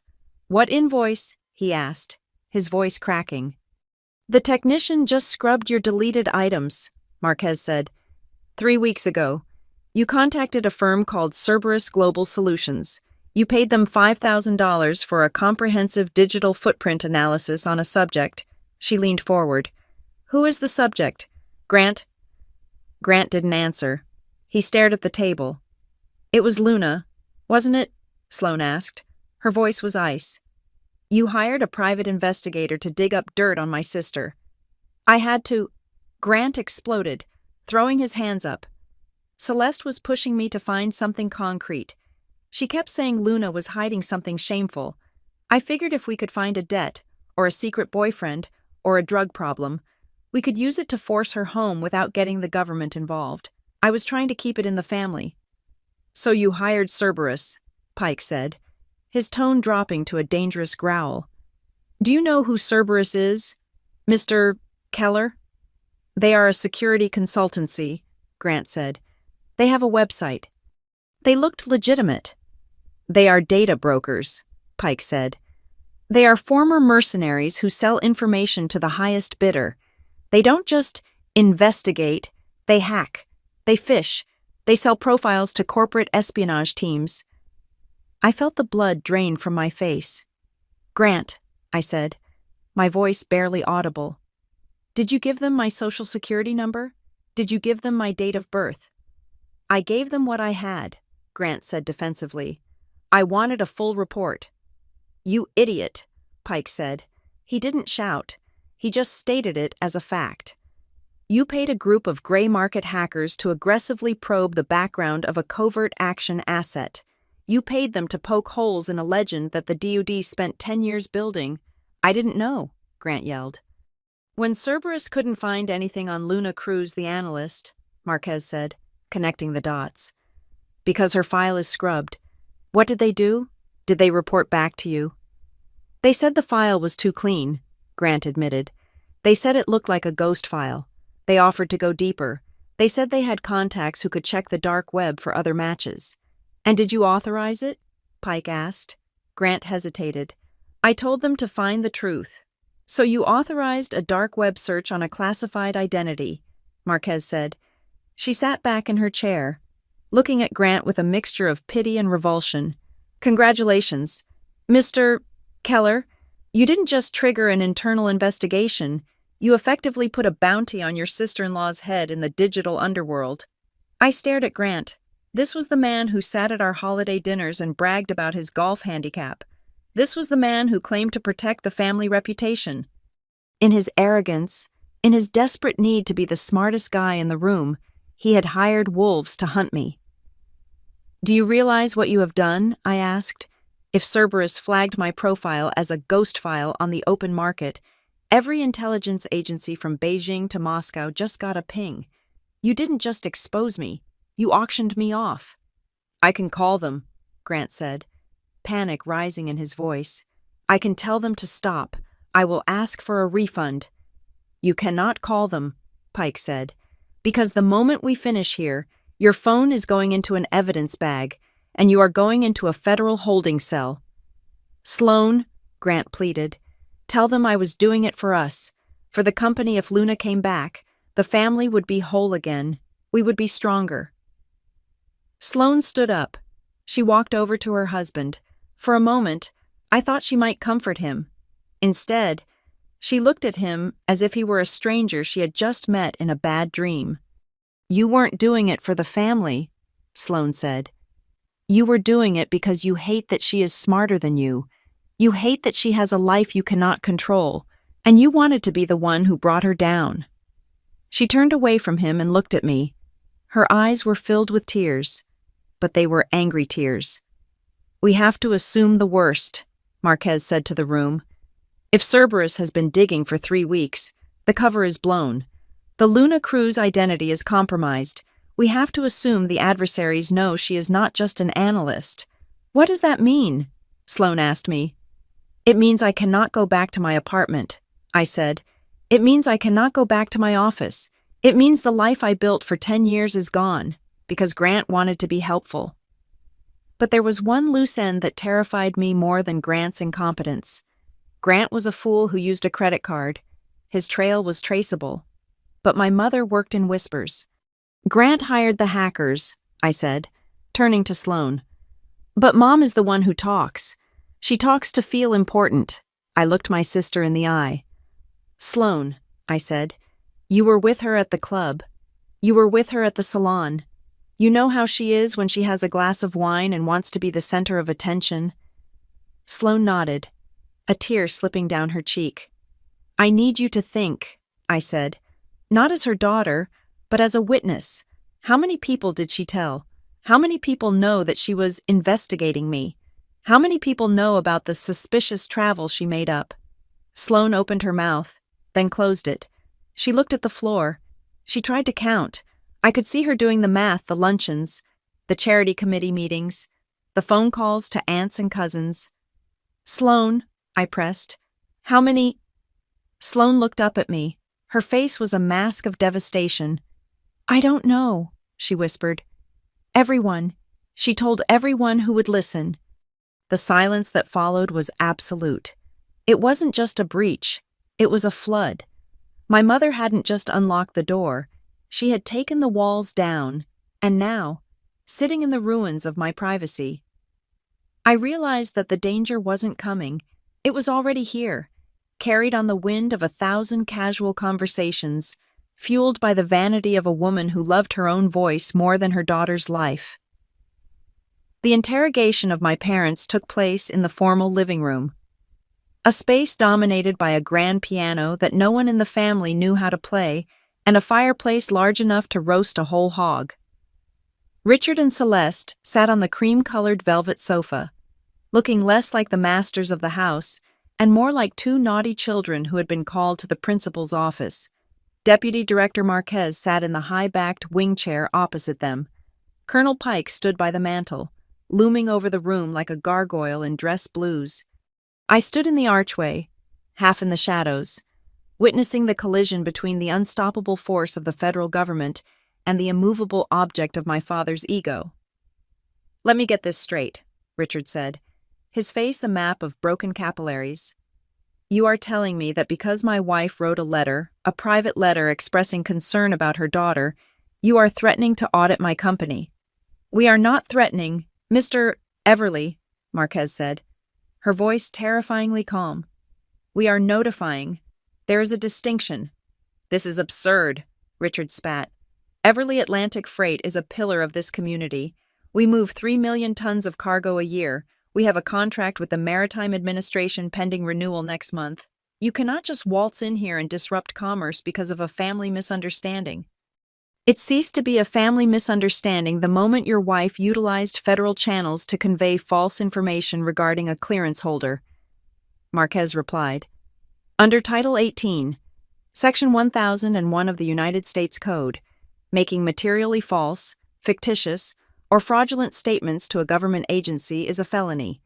When those statements are directed at a special access program asset, the severity escalates." "I did not know," Celeste cried out. She was twisting a handkerchief in her hands, deploying the waterworks she usually reserved for getting out of speeding tickets. "I am just a mother. Director Marquez, surely you have children. You must understand. I was worried Luna was losing her way. I just wanted to bring her back to the fold." Marquez did not offer a tissue. She did not offer sympathy. She leaned forward, resting her elbows on her knees. "Mrs. Everly, you did not file a missing persons report," Marquez said. "You filed a counterintelligence tip.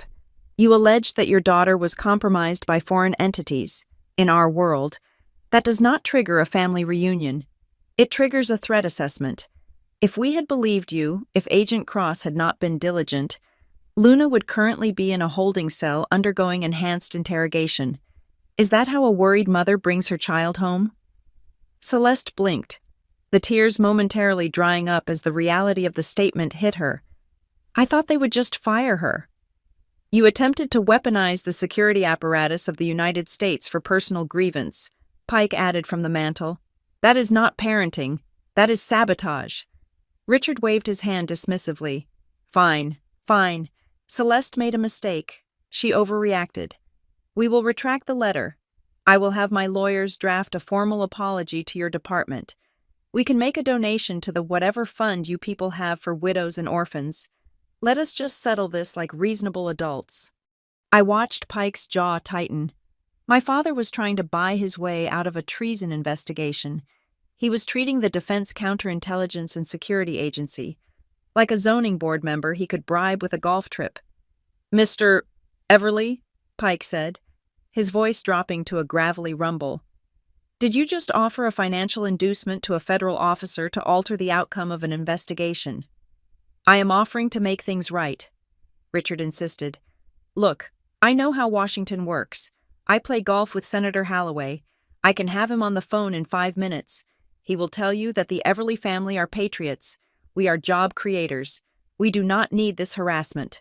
"Sir," Marquez said, standing up, "I strongly suggest you do not call Senator Halloway, because if you do, I will be forced to inform the senator that his donors are currently subjects of an active inquiry involving the mishandling of classified information.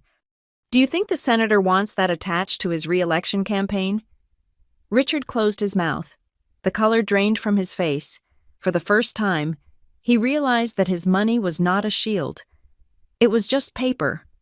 "Now," Marquez continued, "let us discuss the flag you mentioned earlier." Richard stiffened. "What flag?"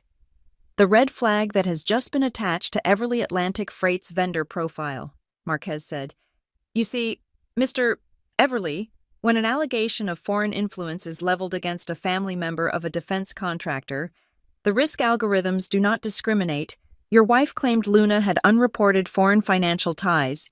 Since Luna is a direct heir to your estate, and your estate is the financial bedrock of your company, the system automatically assumes the company might be compromised as well." "That is impossible," Richard whispered. "We are clean. We have the highest compliance rating." "Do you?" Pike asked. He picked up a file from the coffee table. "Because according to the preliminary audit we just ran, Everly Atlantic Freight received a warning letter 2 years ago regarding a subcontractor in Malaysia. A subcontractor with links to state-owned enterprises that are currently under sanctions." "That was a clerical error," Richard shouted. "We fired them immediately." "Maybe," Pike said, "but in light of your wife's claims that there is foreign influence in this family, that clerical error is being reopened for review. Until that review is complete, your renewal with the Maritime Administration is on indefinite hold." "You cannot do that," Richard gasped. "The renewal is in 3 weeks. If we miss the window, we lose our priority status at the ports of Norfolk and Savannah. We will bleed millions in demurrage fees. It will bankrupt us." "Then you should have taught your wife not to lie to the Pentagon," Marquez said coldly. I turned away from the scene. It was brutal, and it was efficient. My parents were being dismantled by the very rules they claimed to uphold. They had lived their lives believing that the law was something they applied to other people, to employees, to tenants, to me. Now, the law was a cage, and they were trapped inside it. I walked into the hallway, needing a moment of air. The air in the living room was thick with the smell of desperation. "Luna!" I turned. Sloane was standing by the entrance to the kitchen. Her face was pale, her eyes red-rimmed. She looked like a woman who had just survived a car crash, only to realize the car was still burning. "Sloane," I said, "you should go sit down." "I cannot sit down," she said, her voice shaking. "I listened to them. In the library. Grant is going to jail. Isn't he?" "He hired hackers to breach a federal firewall," I said.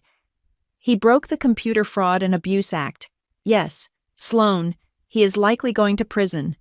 Sloane leaned against the wall, sliding down until she was crouching on the floor. She put her head in her hands. "He told me he was protecting the company. He told me he was protecting me." "He was protecting his ego," I said gently. "Just like Mom." Sloane looked up. Her expression changed. The sorrow hardened into something else, something brittle and sharp. "Mom," she whispered. "She is in there playing the victim. Isn't she crying about how much she loves you?" "Yes," I said. Sloane reached into the pocket of her cardigan. Her hand was trembling, but her grip was firm. She pulled out her phone. "She is not a victim," Sloane said. "She knew exactly what she was doing, and she was proud of it." "What do you mean?" Sloane unlocked the phone. She navigated to the voice memos app. "Last Sunday, after brunch, Grant and I were leaving, but I forgot my purse. I came back inside. Mom was on the phone with one of her friends from the club. She didn't hear me come in. I recorded it. I don't know why. Maybe because I had a bad feeling. Maybe because I wanted proof that I wasn't crazy for thinking this was wrong. She held the phone out to me. Take it. I took the device. What is on this? Sloan? The truth, she said. I walked into the kitchen, away from the living room, and pressed play. I held the phone up to my ear. The audio was crisp. My mother's voice cut through the static, loud and clear. Oh, Beatrice, do not worry, Celeste's recorded voice said. She sounded giddy, almost drunk with power. I have sent the letter. It is a masterpiece. I accused her of everything short of murder. By the time the government is done untangling the mess, Luna will be radioactive.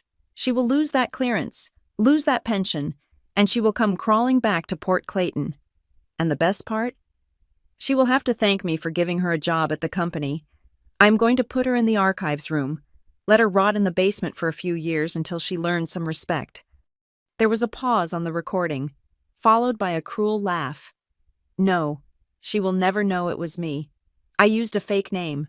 Grant says it is untraceable. We are going to break her, Beatrice, and then we are going to rebuild her properly. The recording ended. I lowered the phone. My hand was steady, but my insides were ice. There was no worried mother in that recording. There was only a sociopath playing God. She had planned my destruction with the casual glee of a child pulling wings off a fly. She wanted to break me. She wanted to put me in a basement. I looked at Sloan. She was standing in the doorway, tears streaming down her face. I am sorry, Sloan whispered. I should have stopped her. I was too afraid. You are stopping her now, I said. What are you going to do with it? She asked. I am going to follow procedure, I said. I walked past Sloan, back toward the living room. I didn't storm in. I didn't shout. I walked with the measured pace of a senior analyst delivering a critical intelligence update. In the living room, Richard was still bargaining. Look, surely we can make a call, he was saying to Pike. There must be a civil penalty we can pay. A fine. I can write a check right now. There is no check large enough. Mr. Everly, Pike said wearily. I stepped into the room. Director Marquez. Marquez turned. She saw the phone in my hand. She saw the look on my face. The look of an asset who has just acquired the final piece of the puzzle. What is it? Cruz? I have new evidence regarding the intent of the subject. Celeste Everly, I said formally. It is a digital audio recording, time-stamped 4 days prior to the submission of the complaint. It was provided by a cooperating witness. Celeste's head snapped up. What witness? I didn't look at her. I walked to the table where the forensic technician was working. I am transferring the file now via airdrop. Please tag it as Exhibit Delta. Luna, Celeste said, her voice rising in pitch. What are you doing? What recording? The technician accepted the file. He nodded to Marquez. File received. Director, ready for playback. Play it, Marquez ordered. No. Richard stood up. I do not consent to... Sit down. Richard. Pike barked. The command was so loud it rattled the windows. Richard sat. The technician pressed a key. My mother's voice filled the room. Not the weeping, fragile voice she had been using for the last hour, but the arrogant, vindictive voice from the kitchen. I have sent the letter. It is a masterpiece. By the time the government is done untangling the mess, Luna will be radioactive. The color drained from Celeste's face so completely she looked like a corpse. She stared at the speaker, her mouth opening and closing, no sound coming out. We are going to break her, Beatrice. The recording finished. The silence that followed was heavy enough to crush bones. Marquez looked at Celeste. The look was not one of anger. It was one of absolute professional finality. That, Marquez said quietly, is proof of malicious intent. It proves premeditation. It proves that you knowingly filed a false statement with the intent to cause harm to a federal employee and disrupt government operations. Celeste whispered. I was joking. It was just talk. It was a confession, Marquez said. And it destroys any defense your lawyers might have concocted about you being a confused parent. You conspired to destroy a national security asset for your own amusement. Richard looked at his wife. He looked at her as if he had never seen her before. You said it was untraceable, Richard whispered. You told me it was safe. You told me it would just be a little scare. Richard, please. Celeste reached for him, but he pulled away. You destroyed us, Richard said, his voice trembling with fury. You put it on tape. You bragged about it. Do you have any idea what you have done to the company? To me? I did it for us, Celeste screamed, finally snapping. I did it because she thinks she is better than us. Look at her standing there with them. She chose them over us. Richard, she needed to be punished. And there it is, I said.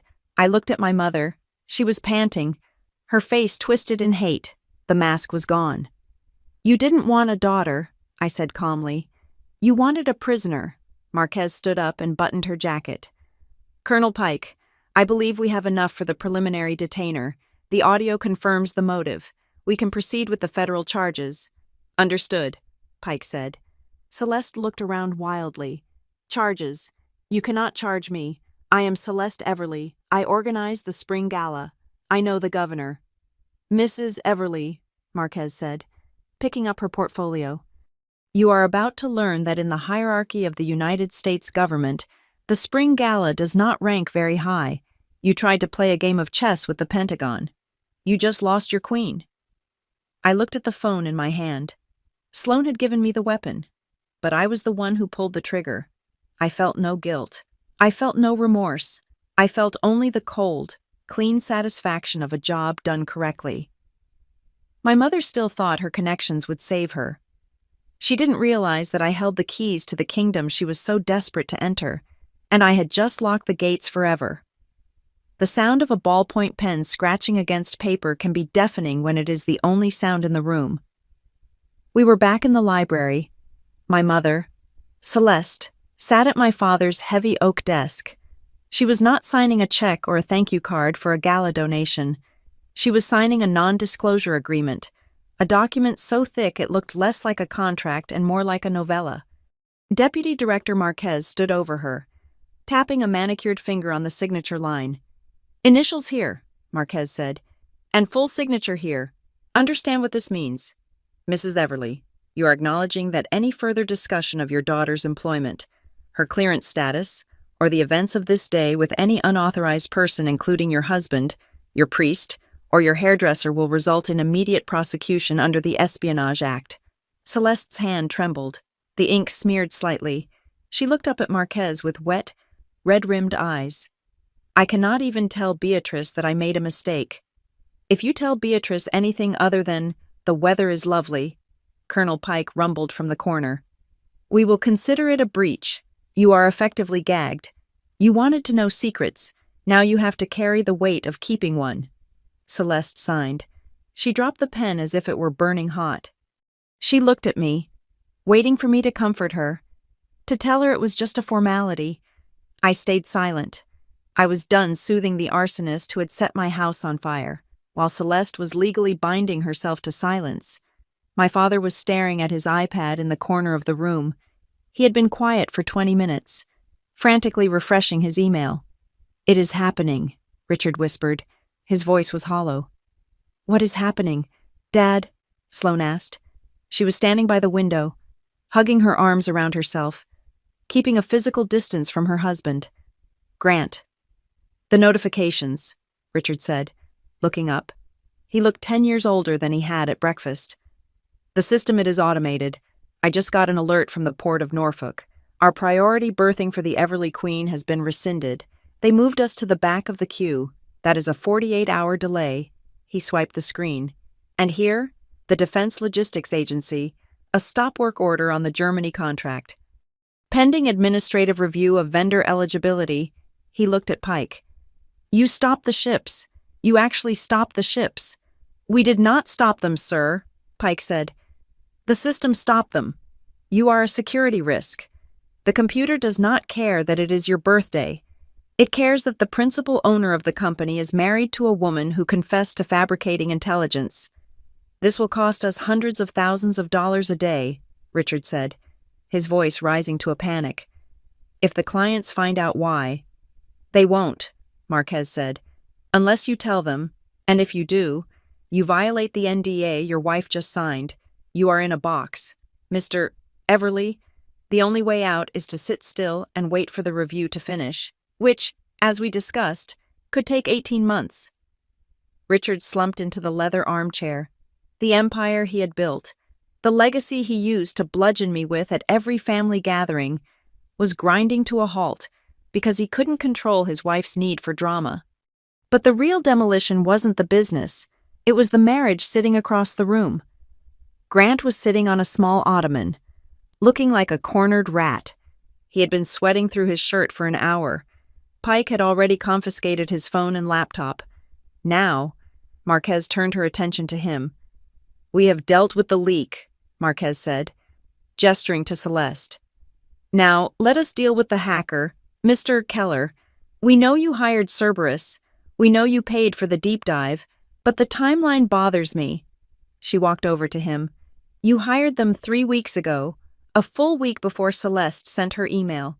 You were digging before she even asked you to help with the letter." Grant swallowed hard. "I told you. I was being proactive. I knew Celeste was worried." "Bullshit," I said. The word cut through the room. My family turned to look at me. I never swore in front of them. It wasn't ladylike. "You didn't care about Mom's worries," I said, walking toward him. "And you didn't care about bringing me home. If I came home, if I quit the DOD and took a job at Everly Atlantic, I would be back in the line of succession. I would be the eldest daughter returning to the fold. I would be a threat to you." Grant laughed nervously. "A threat, Luna. You are a language analyst. I run compliance. We are in different lanes." "You want to run the company," I said. "Dad is 65. He's looking for a successor. Sloan is the face, but you are the operator. You want the CEO chair." I looked at Sloan. She was watching her husband with a strange intensity, her eyes narrowing. "If I come back," I continued, keeping my eyes on Grant, "I am the prodigal daughter. Dad would give me a VP role just to prove a point. He would pit us against each other. You didn't want that. You didn't want me back. Then why would I help Celeste get you fired?" Grant shot back. "Because you didn't just want me fired," I said. "You hired Cerberus to find dirt, real dirt. Illegal activity, moral turpitude. You wanted a scandal so big that Dad would cut me out of the will entirely." Grant's mouth opened, but no sound came out. His eyes darted to Richard, then to Sloan. "You wanted me disgraced," I said. "You wanted to make sure that when I fell so hard that I would be toxic. You wanted to make sure that even if I came home, I would never be allowed near the boardroom. You wanted a clear path to the throne." "Grant," Sloan whispered. Grant stood up. "That is ridiculous. Sloan, honey, don't listen to her. She's paranoid. It is the government training." "Is it?" Sloan asked. She walked toward him. 3 months ago, you asked Dad to change the bylaws regarding family members with criminal records serving on the board. You said it was best practice. I thought it was just legal housekeeping." She stopped 3 feet from him. "But if Luna had been investigated for treason, if she had been charged because of the evidence you tried to manufacture, she would have been barred from the company. By the rule you wrote," Grant's face went white. The pieces snapped together. He hadn't just been helping a meddling mother-in-law. He had been engineering a coup. "I did it for us," Grant pleaded, reaching for her hand. Sloan recoiled as if he were a snake. "Sloan, think about it. Luna has been gone for 10 years. She doesn't care about the business. Why should she get half? Why should she come back and take what we built? I was protecting your inheritance." "You were protecting yourself," Sloan said, her voice shaking with a cold rage I had never heard before. "You used my mother. You used my sister. You almost destroyed the company you claim to care about, just to secure your own promotion." "I am the only one who knows how to run this place," Grant shouted, losing his composure. "Your father is a dinosaur." "And you are great with clients, Sloan, but you don't have the stomach for the real work. I am the one holding it together. Richard stood up slowly. His face was purple. What did you say? You heard me, Richard. Grant sneered, realizing the bridge was already burned. You are running this company into the ground with your ego. I was trying to save it from being split up by a daughter who doesn't give a damn about it. Get out, Richard whispered. I live here, Grant said. Not anymore, Richard roared. Get out of my house. You are fired. Do you hear me? You are done. You cannot fire me, Grant said, adjusting his jacket. I have a contract. I have severance. Actually, Colonel Pike interrupted, stepping forward with a pair of silver handcuffs. You have a federal detention order. Mr. Keller, you are under arrest for conspiracy to violate the Computer Fraud and Abuse Act and for solicitation of illegal surveillance against a federal employee. Grant froze. You are arrested.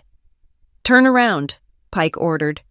We watched in silence as Pike spun Grant around and clicked the cuffs onto his wrists. The risk management expert was marched out of the library, past the rows of leather-bound books, looking small and pathetic. Sloane didn't move. She didn't cry. She just stared at the empty doorway. Sloane, Celeste said softly. Darling, I am so sorry. I didn't know. He tricked me too. Sloane turned slowly to look at our mother. He didn't trick you. Mom, he just gave you a loaded gun. You were the one who pulled the trigger. But I did it for you, Celeste insisted, falling back on her favorite defense. I wanted the family together. I wanted Luna home. Stop it, I said. My voice wasn't loud, but it stopped Celeste mid-sentence. I walked to the center of the room, standing between my parents and my sister. Stop lying, I said. You didn't want me home because you missed me. You wanted me home because you couldn't stand the fact that I have a life you cannot see. You hate that I answer to someone else. You hate that I have a purpose that isn't serving the Everly name. That is not true, Celeste sobbed. I am your mother. I have a right to know what my child is doing. You shut us out. Luna, you made us do this. If you had just told us the truth, none of this would have happened. There it was, the gaslight, the twist that made the victim the villain. I didn't make you do anything, I said coldly. And regarding the truth, I am an officer of the United States Defense Intelligence Apparatus. I signed an oath. That oath supersedes your curiosity. It supersedes your feelings. It supersedes your need to show off to your friends at the club. I looked at Richard. You taught me that contracts are sacred. Dad, well, I signed one, a big one. And you are angry because for the first time in your life, you are not the most powerful person in the room. We are your family, Richard said, his voice trembling. That should mean something. It does, I said. It means I didn't have you arrested along with Grant. It means I'm letting you keep your house instead of having it seized as a base of operations for a foreign intelligence investigation. That is the mercy I'm showing you, but do not confuse mercy with forgiveness. I turned to Sloane. She looked shattered. She had lost her husband, her illusion of a perfect marriage, and her faith in her parents in the span of 3 hours. Sloane, I said softly, you don't need to know what I do. You don't need to know the codes or the missions. You just need to know one thing. She looked at me, her eyes searching. They tried to ruin my life because they were bored and insecure, I said. They were willing to burn me down to warm their own egos. That is not love. That is ownership. Sloane looked at Celeste, who was weeping into her hands. She looked at Richard, who was staring blankly at the wall, mourning his lost profits. Then she looked at me. I didn't know, Sloane whispered. I really didn't know Grant was capable of that. I know, I said. But now you do. Come here, Sloane, Celeste said, reaching out a hand. Come sit with Mommy. We will figure this out. We will hire the best lawyers for Grant. We will fix the company. Sloane looked at her mother's hand. It was manicured, perfect, and adorned with a diamond ring that cost more than my annual salary. It was the hand that had written the letter that started this war. Sloane took a step back. No, Sloane said. Celeste froze. Excuse me? No, Sloane repeated, louder this time. She walked across the room. She didn't walk toward the door. She walked toward me. She stood next to me, shoulder to shoulder. We were not touching, but the alignment was unmistakable. For the first time since we were children, the Everly sisters were on the same side of the line. I am not helping Grant, Sloane said, her voice steadying. And I am not helping you fix this. Mom, you broke it. You fix it. I am going to the office to see if there is a company left to save, and I am doing it my way. Sloane, Richard barked, you do not walk away from us. Watch me, Sloane said. She looked at me. Do you need a ride to the airport? Or back to D.C.? I have a ride, I said, nodding toward Marquez. But thank you. Sloane nodded. She looked at our parents one last time, a tableau of wealth and ruin, and then she turned and walked out of the library. I watched her go, a small knot of tension in my chest, one I had carried for 20 years, finally loosened. Marquez closed the folder on the desk. Mrs. Everly, Mr. Everly, we are done here. You have your instructions. Do not leave the state. Do not speak to the press. And for the love of God, stay off the internet. She signaled to me. Cruz, let's go. I turned to leave. Luna, my mother called out. Her voice was small, stripped of all its artifice. Will I see you for Christmas? I stopped in the doorway.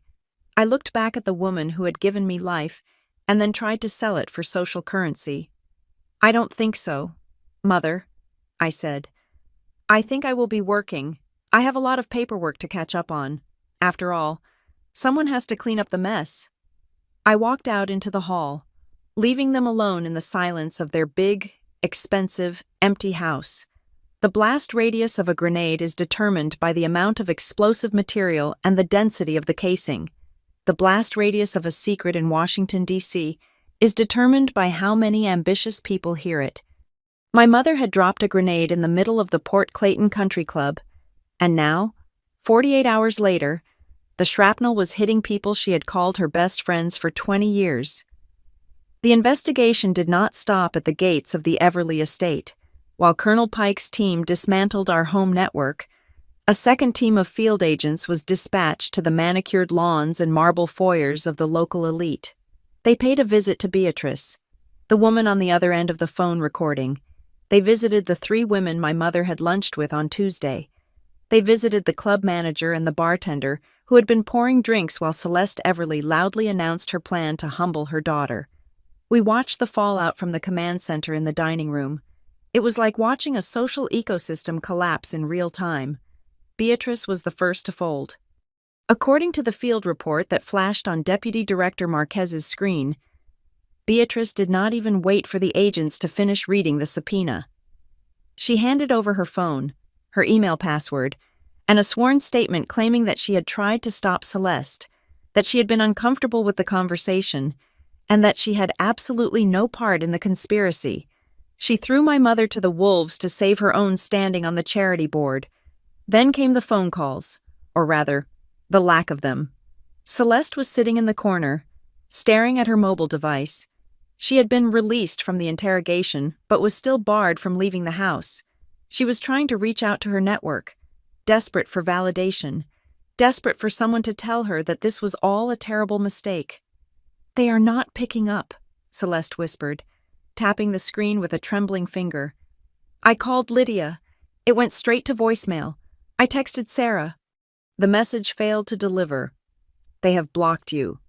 Mother, I said, not looking up from my own report. But we are hosting the autumn ball together next month, she stammered. Why would they block me? Because the FBI just knocked on their doors asking about you. I said, in your world, social standing is currency. You are currently devalued. You are a liability. They are cutting their losses before they get infected by your scandal. Celeste looked at me with a mixture of horror and confusion. She had spent 40 years curating these relationships, believing they were built on mutual respect.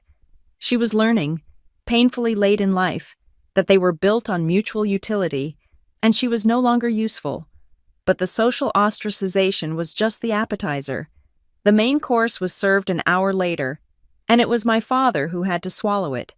Colonel Pike walked back into the room holding a dossier that had just been couriered from the Atlanta field office. His expression was grim. He walked past my mother and dropped the file in front of Richard. "We found the leak," Pike said. Richard looked up, hopeful. "You mean you found out who told the government?" "No," Pike said.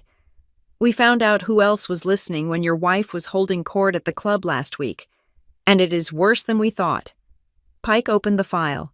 It contained a grainy security photo from the country club's terrace. It showed my mother at her table, gesturing wildly with a wineglass. But Pike pointed to a figure in the background, a man sitting 2 tables away, his back turned, apparently reading a newspaper. "Identify this man," Pike ordered. Richard squinted at the photo. He shook his head. "I don't know. A guest. He does not look familiar." "His name is Arthur Vane," Pike said. "He is not a member. He was a guest of the club treasurer that day. Do you know who Arthur Vane works for? Mr. Everly?" Richard shook his head again. "He is the senior director of business development for Meridian Logistics," Pike said. The air left the room. Meridian Logistics was Everly Atlantic's fiercest competitor. They had been fighting over the Savannah port contracts for a decade. They were the sharks circling the same waters. "He was sitting 10 feet away," Pike continued, his voice devoid of sympathy. "He heard your wife tell her friends that she was initiating a security clearance investigation against her daughter. He heard her mention suspicious travel and financial irregularities. He heard her say that the family company might be under scrutiny as a result." Richard turned an ashen gray. He heard everything. He heard enough. Pike said, "We checked the logs. 2 hours after that lunch, Arthur Vane sent a priority memo to his legal team. The subject line was Everly vulnerability. The next morning, 12 hours before the official flag even hit your file, Meridian Logistics filed an unsolicited bid for your maritime administration contract." "That is corporate espionage," Richard sputtered. "No, sir," Pike corrected him. "That is competitive intelligence. Your wife broadcast proprietary risk information in a public space. Vane just picked it up and used it. He alerted the contracting officer that Everly Atlantic was facing an internal security crisis involving its ownership family. He suggested that Meridian was a safer, more stable alternative for the government." Richard stood up, his hands shaking so hard he knocked over his water glass. "They are stealing my contract." "They are not stealing it," Marquez added from her seat. "They are catching it because you dropped it. The contracting officer put your renewal on hold because of the flag.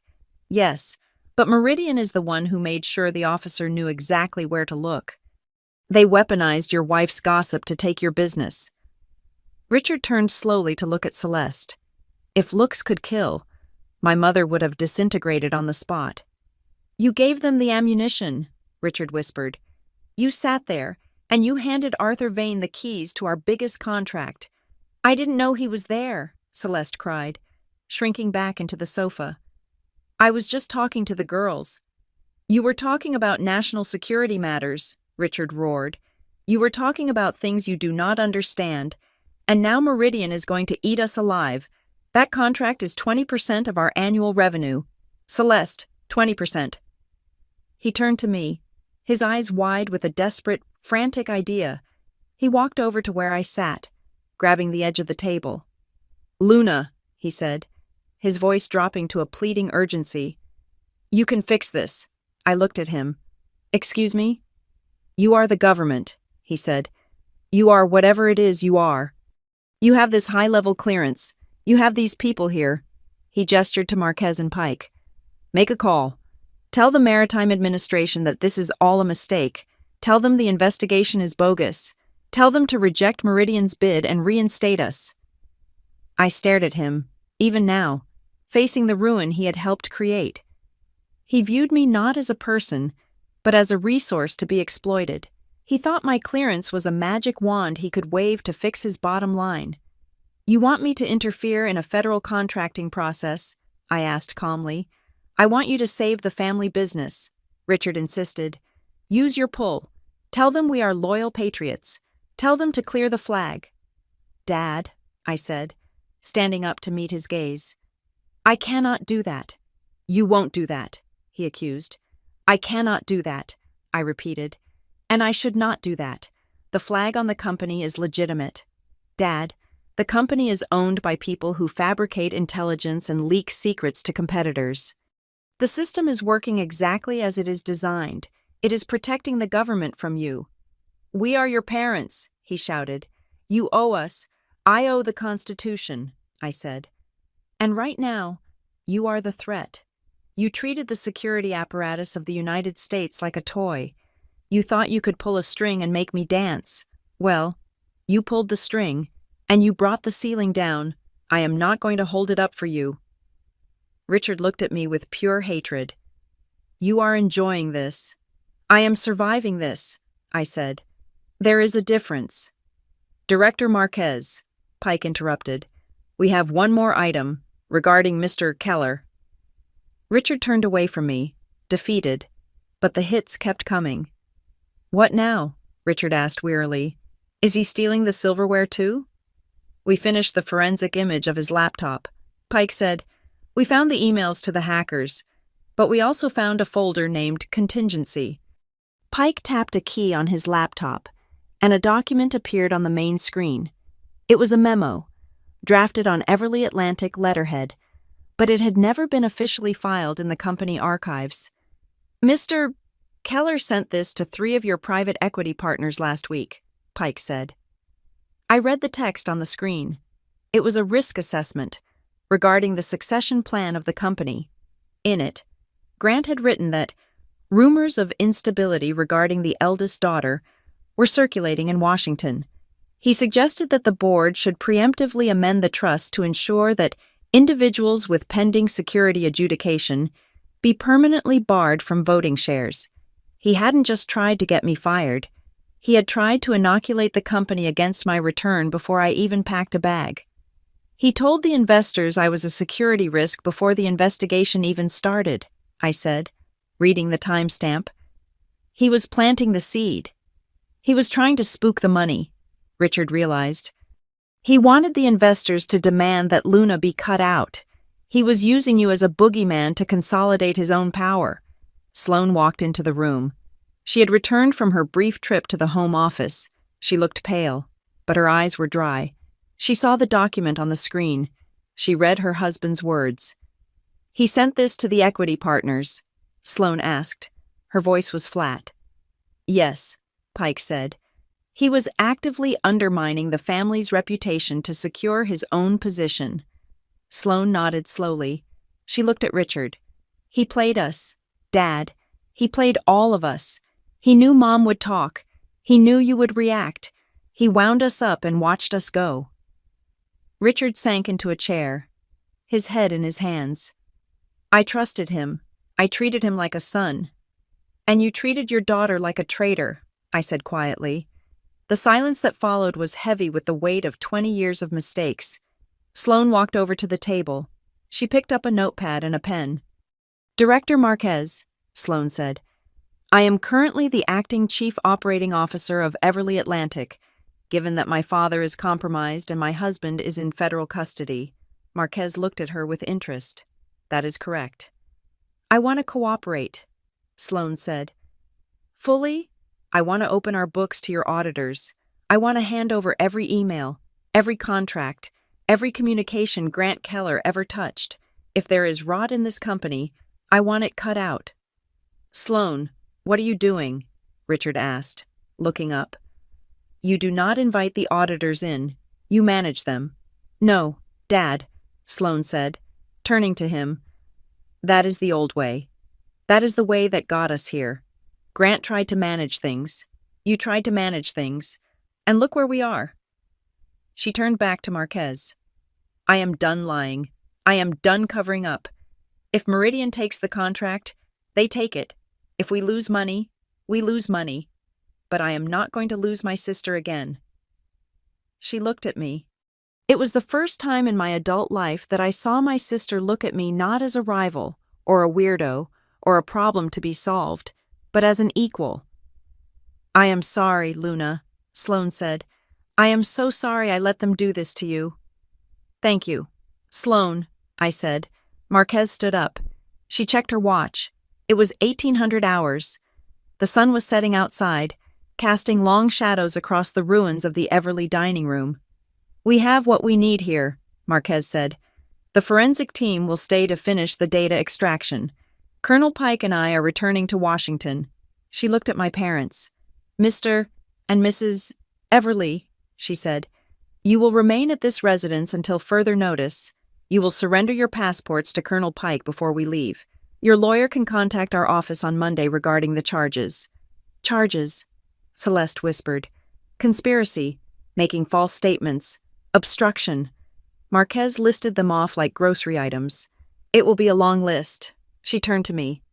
"Dr. Cruz," she said, "this phase is complete, but the adjudication is not." "I know," I said. "There will be a formal hearing," Marquez said, "at the Pentagon, 3 days from now. We need to assess the final status of your clearance and determine if your cover can be salvaged or if you need to be permanently reassigned." She paused. "Your family will be required to attend, not as guests, as witnesses. We need their testimony on the record. Under oath, in a secure facility. We need to close the loop definitively." "I understand," I said. "We will send a transport for you," Marquez said. "Be ready at 0800 hours on Monday." She signaled to Pike. The colonel collected the passports from my stunned parents. He gave me a sharp nod, a salute in everything but regulation. "Let's move out," Pike said to his team. I walked Marquez to the door. The cool evening air rushed in, smelling of sea salt and freedom. "You handled yourself well, Luna," Marquez said quietly before she got into her armored SUV. "Most people would have cracked." "I had training," I said. "Training helps," she said. "But character is what keeps you standing when the people you love are the ones holding the knife." She closed the door. The convoy of black SUVs pulled away, their taillights fading into the Georgia dusk. I turned back to the house. The grand foyer was empty. The silence was absolute. The party was over. The guests were gone. The secrets were out. I walked up the stairs to my room to pack my bag. I wasn't staying. I had a hearing to prepare for. I had a career to save. And for the first time, I wasn't afraid of what my family would say. They had fired their best shot, and I was still standing. But as I folded my clothes, I knew the hardest part was still to come. The hearing at the Pentagon wouldn't just be about my job. It would be the final autopsy of the Everly family. And I would be the one holding the scalpel. The conference room on the E-ring of the Pentagon does not have windows. It is a sealed box of brushed steel and soundproofed glass, designed to ensure that words spoken inside never leave without permission. The air is scrubbed, recycled, and kept at a constant 68 degrees Fahrenheit. It is a room designed to make powerful people feel small. My family sat on one side of the long, slate-gray table, Richard, Celeste, and Sloane. They looked stripped of their usual armor, without the backdrop of their estate, without the servants and the expensive furniture. They were just 3 frightened civilians in a room full of people who kill threats for a living. Grant was not with them. He was being held in a separate debriefing room down the hall, a fact that had made my father visibly twitchy since they arrived at 0800 hours. I sat on the opposite side of the table, flanked by Deputy Director Marquez and Colonel Pike. Special Agent Daniel Cross stood at the head of the table, standing behind a podium that bore the seal of the Department of Defense. "Let us begin," Cross said. His voice was not the apologetic mumble of the man who had visited our dining room. It was sharp, clear, and echoed slightly off the metal walls. "This is a formal adjudicative hearing regarding the security status of Dr. Luna Cruz. I am the presiding officer. I must remind all civilians present that you are currently within a sensitive compartmented information facility. Any attempt to record, transmit, or misrepresent the proceedings of this meeting is a violation of federal law. Every word spoken here has legal consequences." Richard shifted in his chair. He looked at me, then at Marquez. Is this really necessary? We signed the papers at the house. We admitted the mistake. You admitted to a domestic dispute, Marquez said, her hands folded on the table. Today, we are determining the extent of the counterintelligence damage. This is not a negotiation. Mr. Everly, it is an autopsy.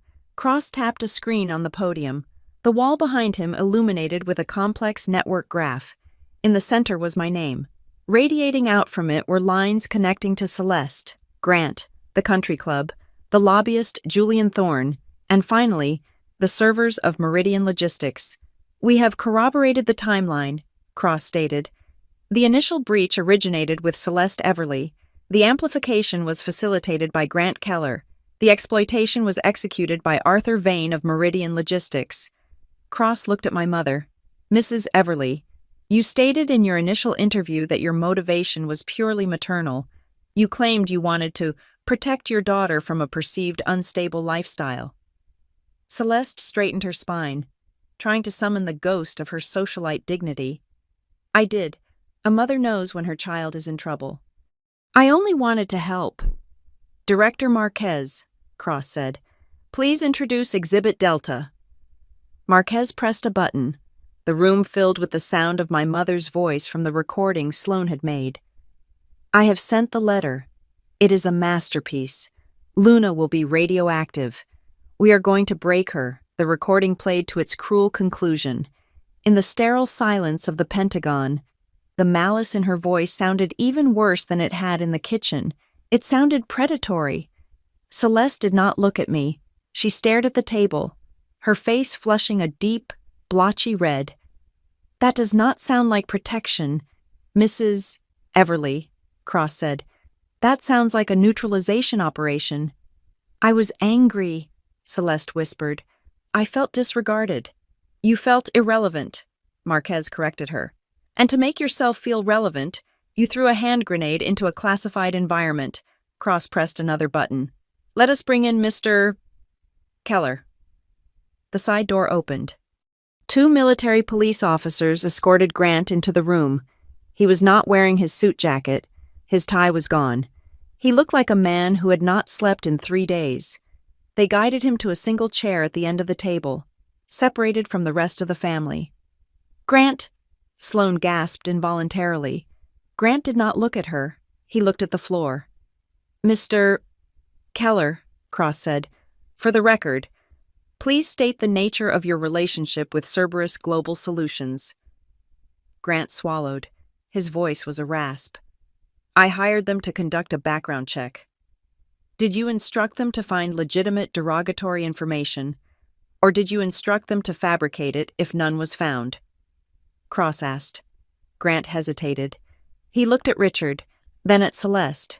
He saw the way they were looking at him like he was a disease. He realized in that moment that the Everly family protection did not extend to sons-in-law who got caught. I did what she told me to do, Grant blurted out, pointing a shaking finger at Celeste. Excuse me, Celeste snapped, her head whipping around. It was her idea, Grant shouted, his panic rising. She is the one who said Luna needed to be destroyed. She said Luna was arrogant. She told me to find anything drugs, men, debt. She said, I do not care if it is true. Just make it stick. I was just following her instructions. You coward, Celeste screamed. You came to me with the idea of the hackers. You said it was standard industry practice. You wanted her inheritance, Grant yelled back. You told me that if Luna stayed in she would eventually come back for her share of the trust. You wanted her disinherited so you could keep control of the board votes. Silence, Pike's voice boomed across the room. The bickering stopped instantly. The silence that followed was thick with disgust. I looked at Sloan. She was staring at her husband and her mother with a look of absolute revulsion. The curtain had been pulled back completely. There was no family loyalty here. There were only rats fighting over a sinking ship. Thank you, Mr. Keller, Marquez said coldly. Your statement has been noted. It confirms the conspiracy charge. She turned to Richard. My father was sitting very still, his face gray. Mr. Everly, Marquez said. Your wife and your son-in-law have just admitted to a conspiracy to defraud the government and harass a federal employee. Do you understand the impact this has on your business? I know, Richard croaked. The contracts are on hold. It is deeper than that, Marquez said. We have completed the threat assessment on Everly Atlantic Freight. Because your executive leadership, specifically your wife and your director of risk, demonstrated a willingness to manufacture false intelligence. Your company has been designated as an Insider Threat Risk Category 1. Richard closed his eyes. What does that mean? Sloane asked, speaking for the first time. Her voice was steady, surprising everyone. It means, Pike answered, that Everly Atlantic is permanently disqualified from holding a facility clearance. You can move bananas and furniture, Ms. Everly, but you will never move a single crate of government hardware again. The military contracts are gone, forever. Richard let out a low moan, like a wounded animal. That is 40% of the business. That is the end of us. It is the cost of doing business with people who do not respect the rules, Pike said. Sloane, Richard pleaded, turning to her. You have to fix this. You have to talk to them. Sloane stood up. She smoothed her skirt. She looked at Grant, who was weeping silently. She looked at Celeste, who was glaring at the table. Then she looked at Richard. I cannot fix it, Dad, Sloane said, and I am not going to try. What? Richard asked. I listened to the recording again last night, Sloane said, and I listened to Grant just now. You people, you are monsters. You were willing to send Luna to prison, or worse, just to keep your little kingdom intact. Well, the kingdom is gone. You burned it down. She reached into her purse and pulled out a key card, her access pass to the Everly Atlantic headquarters. She placed it on the steel table. I resign, Sloane said. You cannot resign, Richard shouted. You are the successor. You are all I have left. Then you have nothing, Sloane said. She turned to me. I am done. Luna, I am done being the peacekeeper. I am done being the good daughter. You were right. They do not want a family. They want hostages. I looked at my sister. For the first time, I saw the strength that had been buried under years of compliance. Thank you, Sloane, I said. Cross cleared his throat. The resignation is noted. Now, we move to the resolution. He picked up a stack of documents. Mrs. Celeste Everly, Cross said, you will sign a permanent restrictive order. You are barred from contacting Dr. Cruz. You are barred from entering any federal facility. You are placed on the TSA selectee list for enhanced screening for all future travel, and you are hereby fined $250,000 for the misuse of government resources. Celeste gasped. 250, Richard. Richard did not move. He was staring at the key card Sloane had left on the table. Mr. Grant Keller, Cross continued, you are remanded to the custody of the U.S. Marshals pending your arraignment on charges of computer fraud and solicitation. Your cooperation today may be considered during sentencing, but I would not expect leniency. 2 MPs stepped forward and pulled Grant out of his chair. He didn't fight. He looked at Sloane one last time, but she was looking at the wall. And finally, Cross said, turning to me, Dr. Cruz? The room went quiet. Marquez and Pike turned to look at me. My family. What was left of it looked at me. The investigation has concluded, Cross said formally. The allegations against you have been proven false and malicious. Your clearance is fully reinstated. Your status is active. However, he paused. The exposure caused by this incident requires a change in your posture. Your cover identity has been compromised. We cannot put you back in the analyst pool. It is too dangerous. I understand, I said. We are offering you a transfer, Marquez said softly. Project Obsidian is moving its primary hub to a location in the Pacific Northwest. It is deep cover, new name, new legend, total separation. She looked at my parents. If you take this assignment, Luna, Marquez said, you disappear. Completely. No holiday visits, no phone calls. As far as the world is concerned, Luna Cruz ceases to exist. I looked at Richard and Celeste.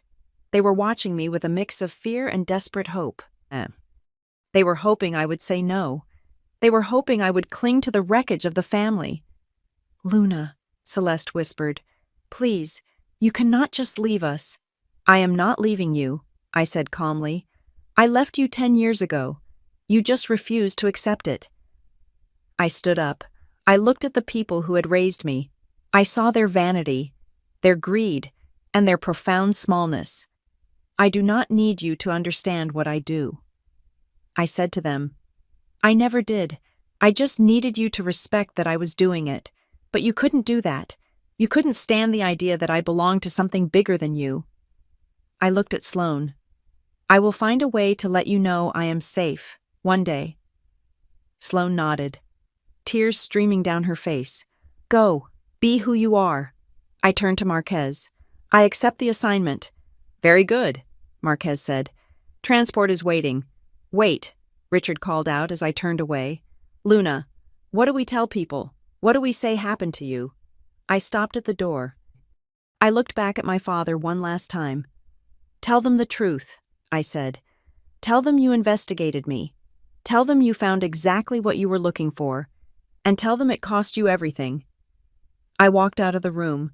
The heavy steel door slammed shut behind me, sealing the Everly family in the silence of their own making.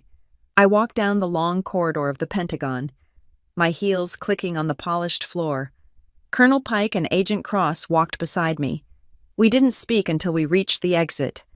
The sunlight outside was blindingly bright after the dim lighting of the skiff. The parking lot was filled with the bustle of people who had no idea that a family empire had just been executed in a conference room upstairs. Agent Cross stopped by the black SUV that was waiting to take me to the airfield. He opened the door for me. Dr. Cruz, he said. He reached into his pocket and pulled out a small challenge coin. He pressed it into my hand. I looked at it. It was a unit coin from the task force in the Levant, the one from November 2019. We never forget, Cross said quietly. The code is safe. You are safe. Thank you, Daniel, I said. I got into the car. As the door closed and the engine hummed to life, I watched the Pentagon fade into the distance. I thought about my mother's gala, my father's shipping containers, and the golden cage they had tried to build for me. They would never understand.